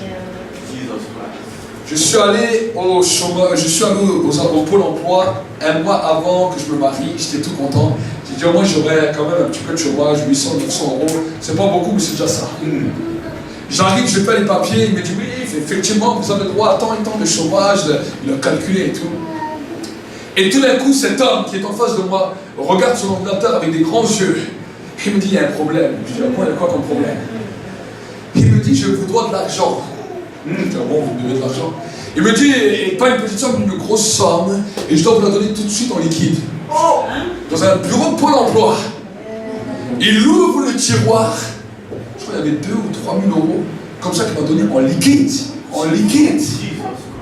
Il me donne ça dans une enveloppe, il me dit, parce que cet argent, je ne peux pas la prendre, elle n'est pas pour moi, elle est pour vous. J'ai dit, mais vous êtes sûr? Je n'ai même plus encore, j'ai même pas eu de papier, et là, il m'a donné l'argent. Je suis rentré chez moi en poche avec ça. J'avais le chômage qui commençait, et j'avais de l'argent pour commencer. Ma jeune fille mariée. J'arrive à la maison, mon épouse est en train enfin, ma fiancée à l'époque était en train de se poser des questions, comment on allait faire, le jour où on allait marier et tout. Et j'ai dit alors, je prends la revue publicitaire, j'ai dit quel genre de four tu veux? Quel genre de jazinière tu veux? Elle me dit ça y est, il est devenu fou. Elle me dit qu'il est devenu fou. Il a eu son petit droit de chômage, je crois qu'il peut tout payer. Je dis qu'est-ce que tu veux? Je dis on va aller au magasin, on va acheter. Comment? Je dis t'inquiète, Dieu pour voir et je pose l'enveloppe avec l'argent. Et puis t'as eu ça tout. Je lui raconte l'histoire, même elle n'y croyait pas. Elle dit mais c'est pas possible. Je te dis, même moi-même je ne comprends pas. Et cette personne, je n'ai plus jamais revu un Pôle emploi. Jésus-Christ de Nazareth. J'ai commencé. Et j'ai pu commencer à acheter tout ce que nous avions besoin. Et ça ne s'est pas arrêté là. Si je vous dirais que ça s'est arrêté là, je serais un menteur. Dieu a commencé à montrer sa miséricorde et sa grâce. Dieu a commencé à continuer. Il m'a dit, tu vas aller dans telle banque ouvrir un compte là-bas. Il a dit, pour que tes dettes n'augmentent pas, tu fais un moratoire à la Banque de France et tu demandes qu'ils te bloquent juste les dettes, mais qui n'arrivent pas à augmenter jusqu'au temps voulu. Alors je suis à la Banque de France, ils m'ont fait un moratoire de 24 mois. Ça veut dire que mes dettes étaient là, mais je n'avais pas besoin de les rembourser et elles ne bougeaient pas, elles n'augmentaient pas. Et je pouvais vivre ma vie, même avec les dettes, mais sans les payer. Et je devais attendre 24 mois et je devais trouver pendant 24 mois une solution pour rembourser ces dettes. Et jusqu'à là, je commençais à travailler, je commençais à vivre ma vie. Et arrivent maintenant les 24 mois. En plus, je venais de commencer le ministère de pasteur. Et les 24 mois arrivaient. Et alors que les 24 mois arrivent, un frère qui connaissait un petit peu la situation dans laquelle j'étais est venu nous proposer quelque chose. Il a dit, je sais que tu as des dettes.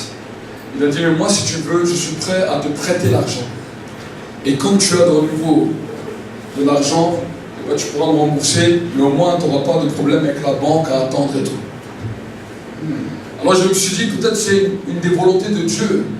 Parce qu'au moins je suis sûr qu'on ne va pas me casser la tête avec des intérêts et tout. Alors je lui ai dit, écoute frère, il n'y a pas de problème, j'accepte. Il m'a donné l'argent, j'ai remboursé toutes mes dettes. Et voilà maintenant que le temps passe et arrive le temps où maintenant je dois commencer à le rembourser lui. Et il arrive chez nous à la maison. Et alors qu'il vient chez nous à la maison, il parle avec mon épouse, moi j'étais en prière derrière. Et il lui dit à mon épouse, est-ce que tu as besoin d'une boîte d'agrafes? Une petite boîte d'agrafes, une boîte des agrafes de bureau. Mon épouse me dit, non, j'ai pas besoin de ça, j'ai une petite agrafe comme ça. Elle dit, mais appelle ton mari, il lui dit, appelle ton mari, demande-lui s'il a besoin d'une petite boîte d'agrafes. Elle m'appelle en prière, je dis, pourquoi il me dérange maintenant? J'arrive à table, je dis bonjour au frère, et il me dit, est-ce que tu as besoin d'une boîte d'agrafes? Moi je ne la touche même pas la boîte d'agrafes, moi j'ai pas d'agrafes comme ça. Vous voyez comme des fois on peut être incrédule. Je dis, moi j'ai pas d'agrafes comme ça, une petite boîte comme ça en carton, qu'est-ce que tu veux que je fasse avec ça? J'ai pas besoin de ça moi. Je lui dis encore, j'ai pas besoin de ça. Et le frère me dit, mais prends-la. Je dis, je vais en faire quoi? Je n'ai pas de petites agrafeuses, des petites agrafeuses de bureau, j'ai pas ça. Je vais pas te dire que je vais le prendre si je l'ai pas. Il me dit, mais ouvre-la au moins. Je dis, mais pourquoi je vais ouvrir la petite boîte? Il me dit, ouvre-la. Alors j'ai ouvert cette toute petite boîte. Lui ne connaissait pas la prophétie que Dieu m'avait donnée, qu'un ange viendrait avec une valise. Mais quand j'ai ouvert la boîte, il y avait écrit 8200 € offerts par le Seigneur. Il m'a dit, quand je t'ai donné l'argent, je devais acheter une voiture qui coûtait entre 13 000 et 15 000 €. Je n'ai pas dépensé un centime pour cette voiture, on me l'a offert. Oh! Il a dit, et Dieu m'a dit que je devais t'offrir cet argent. Yeah. Amen. Amen. Je dis, waouh, merci Seigneur. Je dis, alors c'était ça Seigneur. L'homme avec une valise. C'était un homme avec une boîte d'agrafes. Je dis, ah ben merci Seigneur. Je dis, l'humour est super. Amen. Amen. Dieu voit des choses différentes que nous. Amen. Amen. Amen. Amen. Amen. Amen. Mais il y a des fois des moments où il y a eu des sacrifices. Et ensuite on a continué. Vous savez, chaque évolution demande un sacrifice. Est-ce que vous savez? Chaque évolution amène un sacrifice. Et nous sommes arrivés maintenant en année 2012. Pendant ces années, on était bien, on bénissait le Seigneur, on donnait notre dîme, on travaillait dans le ministère. En 2010, Dieu nous dit, prenez une salle. Voilà. Tout le monde nous avait lâchés, tous nos responsables étaient partis. Et il n'y avait plus de personne, moi et ma femme. Avant, on avait l'église à la maison, ça allait bien. Mais là, maintenant, on n'a plus l'église à la maison. Dieu nous dit, prends une salle, il n'y a plus personne. Acte de foi. On prend une salle avec les frères, que la salle engendre. Et pendant quelques mois, premièrement, pendant 1 an et demi, il n'y a eu personne qui est venu. On avait beau faire tout ce qu'on voulait, personne ne venait. Un jour, Dieu nous dit, dans 6 mois, le réveil commence dans l'église. À partir de ce jour-là, les gens ont commencé à venir dans l'église. Mais malgré que les gens venaient, personne ne donnait dans l'église. Personne. Ou des petits 1 euro, 10 euros, 15 euros. Les pasteurs, ils ne s'interrogent pas. Et au bout d'un moment, je me suis dit, bon, c'est pas grave, si eux, ils ne veulent pas donner, Dieu va déjà ouvrir d'autres portes. Et mon épouse priait, elle dit, Seigneur, fais au moins qu'il y ait des dons dans l'église, qu'ils puissent rentrer. Vous savez, les femmes, ils ont plus un petit peu cet aspect de nous, tu vois, bon, ça va aller, mais eux, ils prient plus pour ça. Et voilà que maintenant, je vais dans une convention d'un homme de Dieu à Paris. Et mon épouse, pendant ce temps où j'avais travaillé, mais j'étais arrivé dans un temps où j'arrivais au chômage, et mon chômage allait bientôt arriver à la fin. Et pendant tout le temps, mon épouse a un petit peu mis d'argent de côté pour pouvoir arriver, si je perds le chômage totalement et qu'il n'y a plus rien, pour qu'au moins il y ait un petit peu des choses à la maison. Elle avait économisé à peu près 1000 euros. Et on arrive dans cette réunion, et là il y a un frère que j'ai plus vu depuis longtemps, et il me dit, salut, comment ça va? Il me dit, tu sais, je vais te dire quelque chose. Je dis, quoi? Il me dit, là j'ai 1000 euros dans ma poche. Je vais les donner à Dieu. Il a dit, mais ici ils ont déjà beaucoup, ils ont des besoins, ils ont tout. Il a dit, mais j'ai pensé à toi, et je veux le donner pour ton église. Alors je dis, ah, merci Seigneur, 1000 euros, c'est un beau don. Et là le Saint-Esprit me parle. Il me dit, dis-lui de garder cet argent dans sa poche, et pendant le culte, tu lui diras ce qu'il doit faire avec cet argent. Ok. J'ai dit, ok. Je dis, frère, écoute, garde cet argent dans ta poche, je te dirai pendant la réunion ce que tu dois faire. Et là, la réunion commence et tout. Et alors que l'homme de Dieu vient, c'est un orateur qui venait, et l'homme de Dieu vient et dit, voilà, bien que je ne suis pas trop friand de tout ça, mais bon, dans certains pays, ça peut être normal. Il dit, voilà, que quelqu'un, si quelqu'un dans la salle a à cœur de donner 1000 euros pour le Seigneur, qui vienne devant. 1000 euros. Le Saint-Esprit me dit, tu vas chez ton frère là, et tu lui dis qu'il va donner ça là-bas. Et tu là, tu écoutes, tu vas donner ça là-bas. Et quand il allait là-bas, j'avais un peu le cœur qui serrait, et je dis, bon Seigneur, je dis, ça c'est l'offrande pour l'église, hein. Voilà, c'est l'offrande de l'église, peut-être tu vas pouvoir différemment. Alors j'étais content, et là j'ai commencé à remercier Dieu. Et tout d'un coup, alors que je remercie Dieu, mon épouse à côté, cet esprit me dit, mais écoute, t'as encore 1000 euros là qui traînent sur la compte. Il a dit, ça c'est pas l'église, c'est toi. Je dis, oui mais Seigneur, écoute, là, avant j'étais célibataire, maintenant je suis avec ma femme, il me dit, je parle pas à ta femme, je parle à toi. Je veux voir si tu me respectes plus que tu respectes ta femme. Je sais que ta femme ne va pas être d'accord, mais je te demande à toi. 1000 euros. Alors je commence à être comme ça dans la réunion, et ma femme le voit, elle dit, qu'est-ce qu'il y a? Je dis, non, rien. Elle dit, tu vas pas me dire que tu vas donner 1000 euros. Je dis si. Puis Dieu me dit, ah non, ça va pas, ah non, mais. Et en plus, elle avait amené son chéquier. Alors, le jour même, on l'a pas fait, mais vu que c'était sur 2 jours, là, le soir, quand je suis rentré, j'étais travaillé, ça m'a dit, je t'ai dit 1000 euros, il m'a pas laissé tranquille de toute la nuit. Et le lendemain, j'ai pris mon courage à demain, je dis, mon épouse, je fais, écoute, voilà, t'es content, t'es pas content, on me donne les 1000 euros, Dieu me demande. Mais à moi, il m'a rien dit, je te demande pas à toi, il me demande à moi, c'est moi le chef de famille. Ah, c'était la guerre. Elle l'a fait, mais à contre-cœur. Elle dit, ah, je sais. Elle dit, mais sache une chose, quand je viens avec toi, je n'avais plus jamais de chéquier. Mais écoutez-moi bien. À partir de ce moment-là, quand on est retourné, aujourd'hui maintenant, elle le dit plus ça parce qu'elle a compris. Avant, elle n'avait pas compris. Aujourd'hui maintenant, elle dit merci Seigneur parce qu'elle a vu la multiplication des finances. On a vu des pièces se multiplier. On a vu la gloire de Dieu qui a commencé à descendre. On a vu que les finances ont commencé à affluer dans l'église. On a vu que l'église a commencé à prospérer. Des gens ils ont commencé à toucher. Un frère a commencé à toucher 5 000 euros, d'autres 8 000 euros, d'autres. Là, le frère qui est là-bas derrière, je suis allé dans sa maison, c'est mon responsable, un de mes responsables dans l'église. Il avait presque rien. Je suis allé dans sa maison quand, à quel mois j'étais chez toi la dernière fois? Avant Noël. Avant Noël, je suis allé chez lui. J'ai prophétisé dans leur maison. J'ai dit, Dieu vous dit qu'il y aura des ouvertures financières qui vont commencer Dieu va commencer à ouvrir les écluses financières. Vous allez être étonnés. Pourtant, il n'a presque rien. Il travaille même pas. Il n'a aucun centime. Il a dit avant Noël, il a prié à Dieu, il a dit, ah voilà, j'aimerais quand même un petit peu quelque chose pour ma famille et tout, je sais pas quoi. Il va dehors, il se promène dehors, il trouve 250 € dans une enveloppe. Il continue, il avait un petit peu d'argent, il dit, ah, je vais peut-être jouer au piano. Lui, il sait ce que c'est le piano, moi je sais pas ce que c'est le piano. C'est un petit jeu où tu mets des numéros et voilà. Il m'a dit, j'ai joué comme ça, j'ai mis 2 €. 2 €. Il m'a dit, j'ai même pas regardé le tirage tout de suite, j'ai regardé le lendemain. Quand je l'ai regardé pour Noël, il a gagné 6 000 €.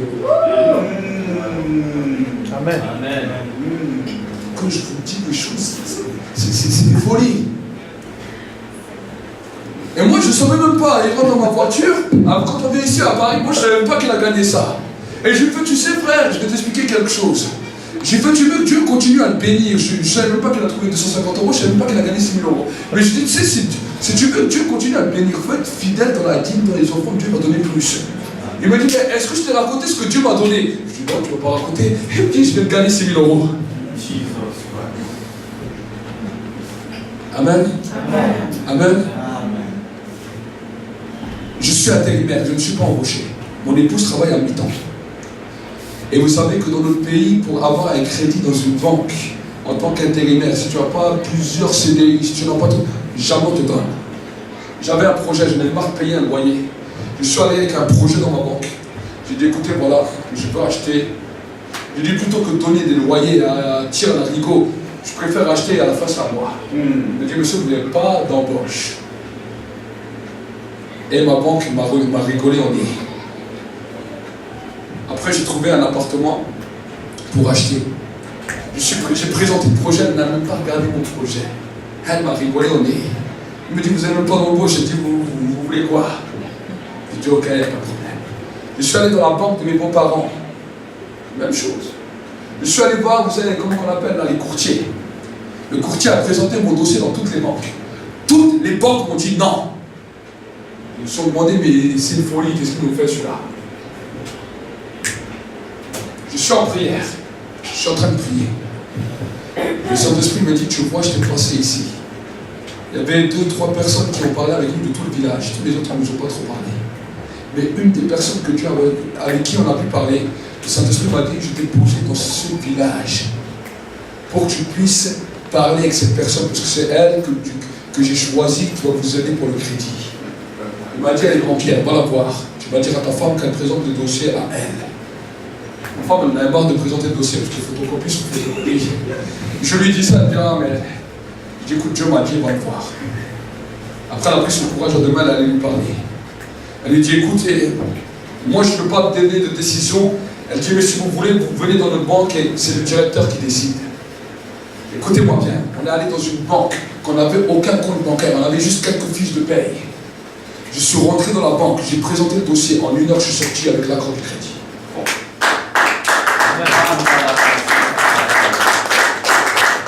Je voulais acheter un appartement. Alors quand le crédit, je l'avais en accord. J'ai téléphoné à la femme pour l'appartement. J'ai dit, c'est moi dans l'accord du crédit. Elle dit, quelle banque vous êtes? Alors je lui ai dit le nom de la banque. Je lui ai donné le numéro de téléphone. Elle a téléphoné à la banque, elle nous a fait un scandale. Mais avant que cela se passe, mon épouse avait vu dans un rêve qu'elle ne voudrait pas nous vendre et qu'elle serait en colère contre nous. Mais quand je lui ai donné le numéro de la banque, elle a téléphoné à la banque, elle a fait un scandale. Elle a dit, c'est qui ces jeunes? Comment ça se fait que vous les suivez? Qui c'est qui est derrière eux? Comment ça se fait que vous suivez ces jeunes? Moi, je ne peux pas traiter avec eux, je ne sais pas qui ils sont. L'appartement vous est passé sur le nez. La banque a dit, c'est pas grave, quand vous trouvez quelque chose, vous venez nous voir, nous on vous suit.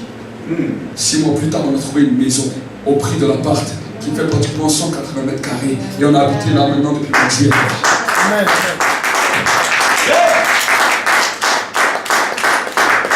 Je suis propriétaire maintenant d'une maison, une grande maison. Et Dieu m'a parlé, il m'a dit c'est le début des propriétés. Amen. Amen. Amen. C'est pour cela que quand je vous parle des choses, je ne rigole pas quand je parle des choses là. Je sais ce que j'ai vécu. Je sais de là où je suis venu. Si toi tu me dis, ah mais toi tu étais dans une bonne famille, je n'étais pas dans une bonne famille. Amen. Je n'étais pas dans une famille de milliardaires, je n'étais pas dans une famille de riches. Je vivais aussi dans les HLM. Amen. Amen. Tout le monde m'a dit comment tu fais. Même les non-chrétiens, ils sont venus me demander, ils m'ont dit mais comment tu fais? Comment tu as fait pour avoir un crédit? Même nous, on a des embauches, on n'arrive pas. Je suis l'endroit où j'ai acheté la maison. Quand certaines personnes ils s'appellent le prix, ils ont dit comment ça se fait que tu as payé ce prix-là pour cette maison? Elle est énorme. Je dis ça, c'est Dieu. Amen. Amen. Amen. Je dis ça, c'est Dieu. Et ça a continué. J'ai commencé, le Seigneur m'a dit enseigne ça à l'église. Je vais faire des miracles à l'église. Je vais me plaire à l'église. J'ai commencé à prêcher ça à l'église. J'ai prêché ça 3-4 ils sont partis. Le pasteur il parle de prospérité. J'ai dit mais c'est pas pour vous plumer que je vous dis ça. C'est une règle que Dieu a mis en place pour vous bénir. Amen. Amen. J'ai commencé à prêcher ça à l'église. Ceux qui ont cru, ils ont commencé à voir. Amen. Il y a un restaurateur qui était un de mes clients. Que j'ai commencé à lui expliquer ça. Vous savez, quand un restaurateur me donnait une dîme, c'est pas une dîme d'un ouvrier.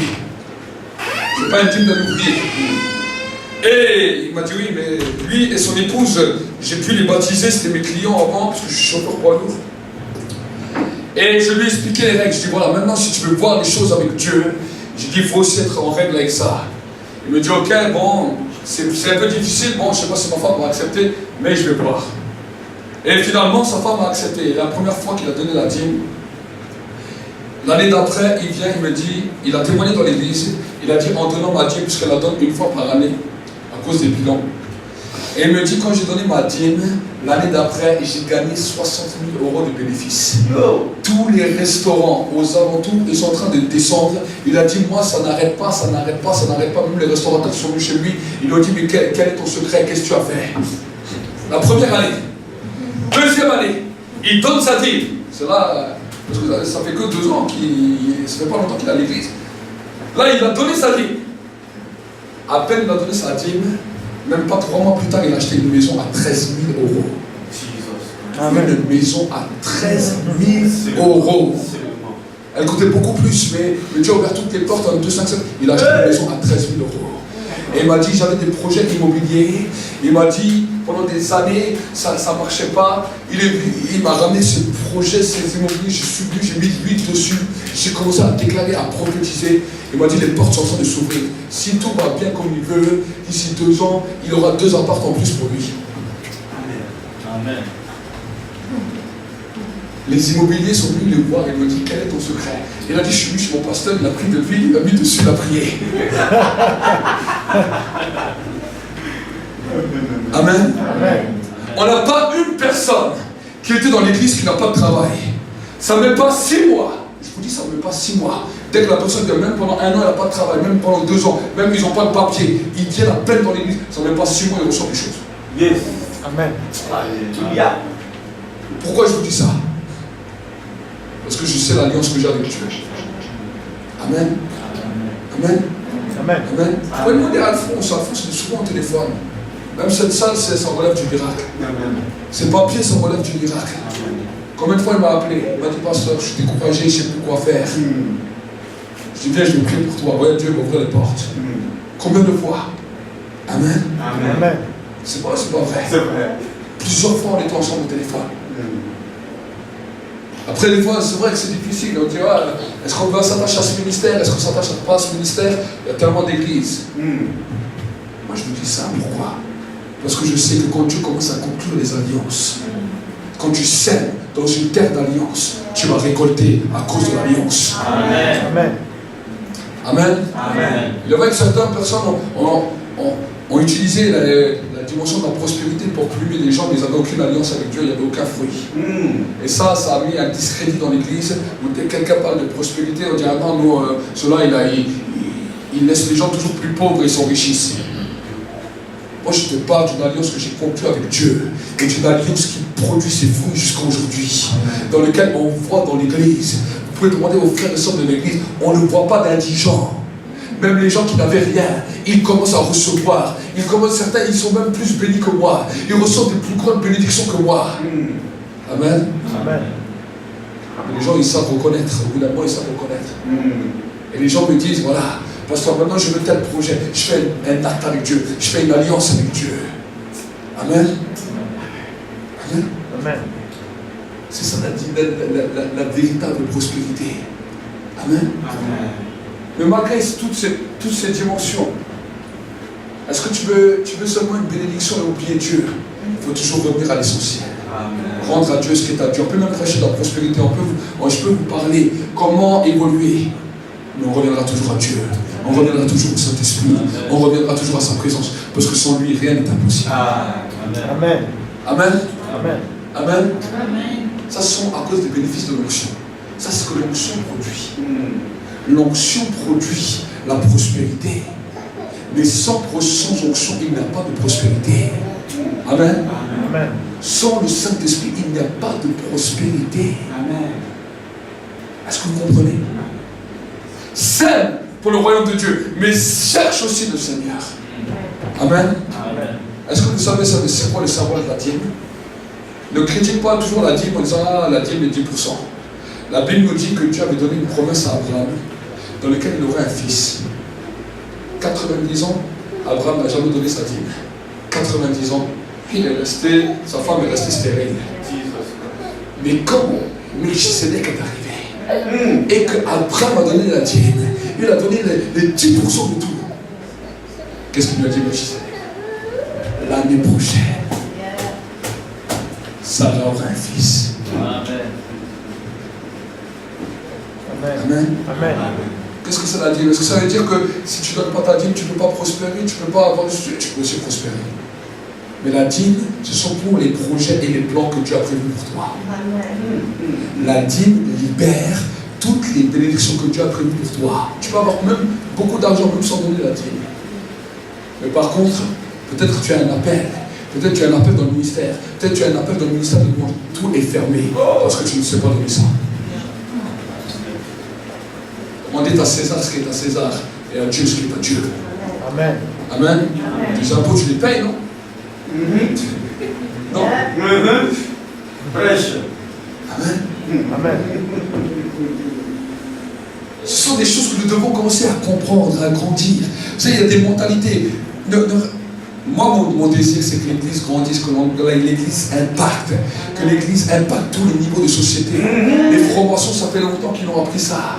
Ils ont essayé d'impacter tous les niveaux de société pour mettre des lois maçonniques, des lois anti-Dieu partout. Et les chrétiens disent, nous on pense qu'à louer Dieu, à se rassembler et à être une belle petite. Ayons la pensée d'impacter notre monde. Ayons la pensée d'impacter nos dirigeants. Ayons la pensée d'impacter les hommes d'État, les présidents, les ministres, les banquiers, tous. Amen. Amen. Amen. Amen. Moi, je sors d'un quartier, des fois je parle avec des grandes personnes. Amen. Amen. Je parle avec des plus grandes personnes. Des fois même les gens se disent, mais comment ça se fait que lui il peut parler avec telle personne? Peu importe la personne à qui je parle. Amen. Je ne regarde pas son rang, je ne regarde pas son grade. Je sais une chose, c'est que si il veut évoluer encore, il a besoin encore de la grâce de Dieu. Amen. Même si demain le président il vient dans mon église, il s'en serait comme un autre fidèle. Parce que lui, il a 50 mandats. Moi, j'ai un mandat définitif. Amen. Amen. Amen. Lui, il est 5 ans. Moi, quand Dieu m'a appelé au service, il ne m'a pas appelé pour 5 ans. Amen. Amen. Changeons de mentalité, changeons de raison, donnez envie. Je vous dis, quand les gens même du monde, ils ont vu que j'ai acheté, les gens du monde m'ont posé des questions, mais comment? Je veux, c'est Dieu. Qui est derrière toi?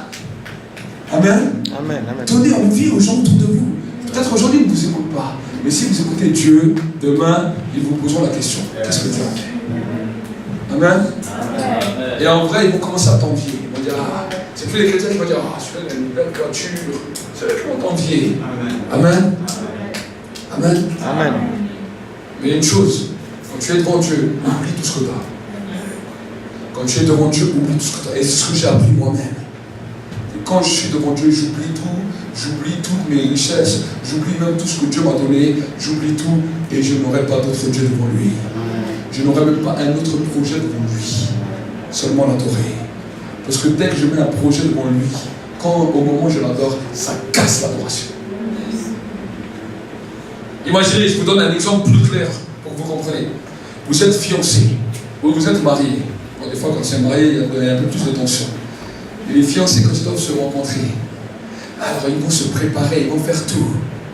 Et là, tu arrives, tu vois ton fiancé ou ta fiancée.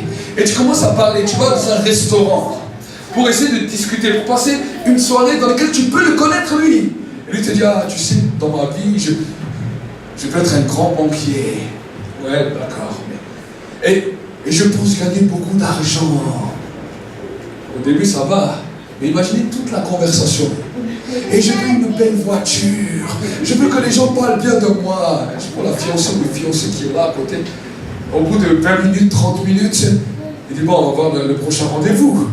Si le prochain rendez-vous, tu continues comme ça. Et le prochain comme ça, tu es sûr qu'au bout d'un moment, il va dire, je ne veux pas me marier avec toi, ciao. Si vous allez dans un restaurant, c'est pour vous découvrir. Mais pourquoi quand tu vas dans la présence de Dieu, tu as tous des projets et tu ne prends jamais qu'à Dieu? Amen. Amen. Donc nous allons arriver au temps de la fin. Je sais pas, je pense que j'ai dépassé le temps. Pardonnez-moi, pasteur. Amen. Amen. Mais on va quand même prier. Amen. Amen. On va quand même prier. Ceux qui, peut-être que mon frère peut faire un peu de musique, une petite musique douce.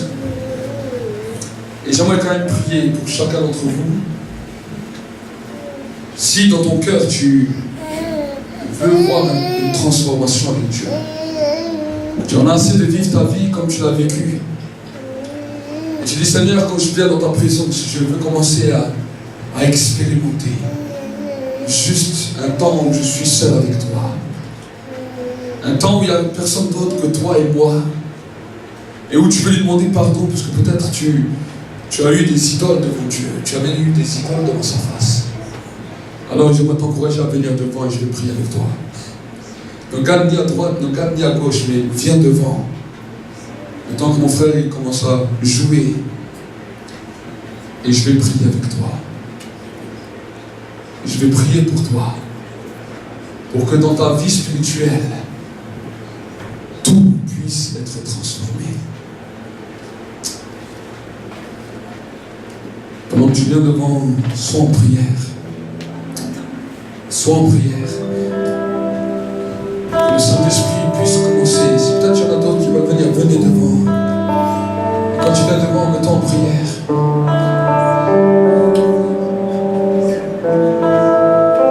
La présence de Dieu est là. Venez, venez. Venez. Sois en prière. Et dis à Dieu pardon. Commence à demander pardon à Dieu. Commence à demander pardon à Dieu. Dis-lui, Seigneur, là j'ai été idolâtre. On connaît le temps où peut-être tu as été idolâtre dans certains endroits. Dis, Seigneur, là j'ai pensé plus à ce projet qu'à toi. Et finalement, tu n'as pas vu ton exaucement de prière. La présence de Dieu est là.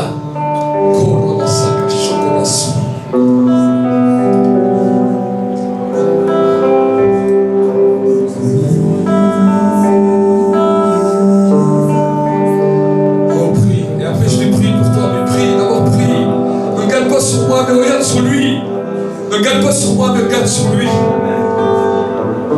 Regarde sur lui. Des guérisons vont s'opérer dans ton cœur, des restaurations dans ton âme, des transformations dans ta foi. C'est le temps de la grâce. Le temps de la grâce. Comment expliquer? Comment décrire un amour si grand, si puissant que rien ne peut le contenir. Tu sais mes espoirs, Seigneur, tu sais mes craintes. Et mes mots sont bien trop petits pour dire tout l'amour que j'ai pour toi. Alors ton cœur, alors ton mon cœur, un esprit qui te loue, entend les chants d'amour. Merci Saint-Esprit pour ta présence. Seigneur, je te remets Marlise et Alphonse entre tes mains.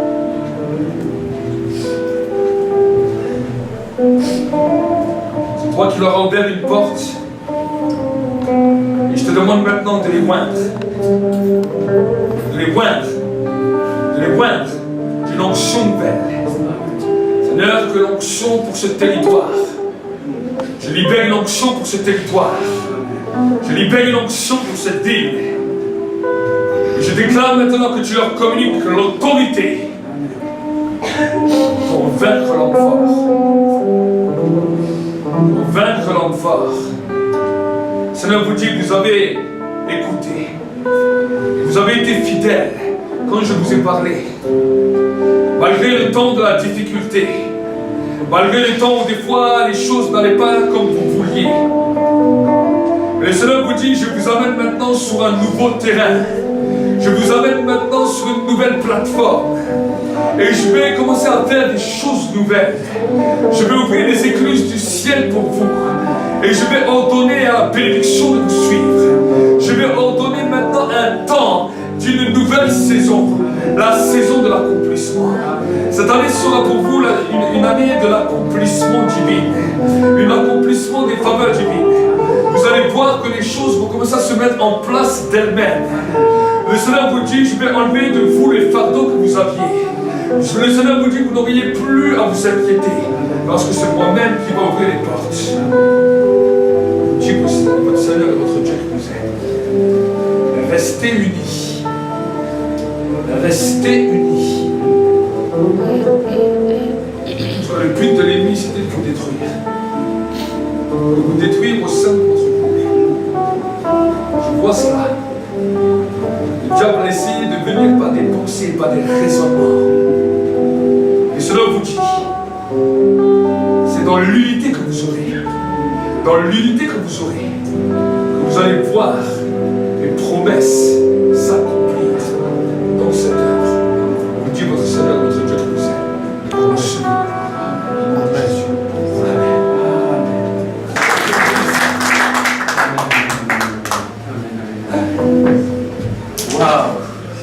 Waouh!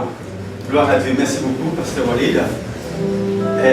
Pas de mots, si ce n'est que Dieu vous rende leur sanctuaire. Nous avons vraiment été honorés. Je pense que pour certaines personnes ici, beaucoup ont reçu de confirmation.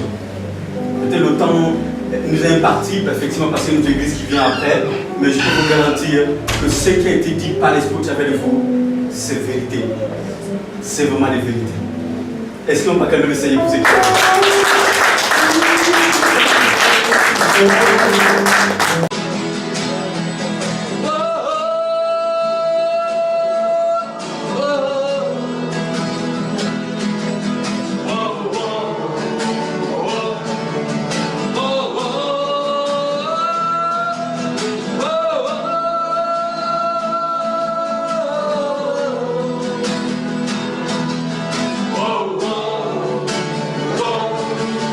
Oh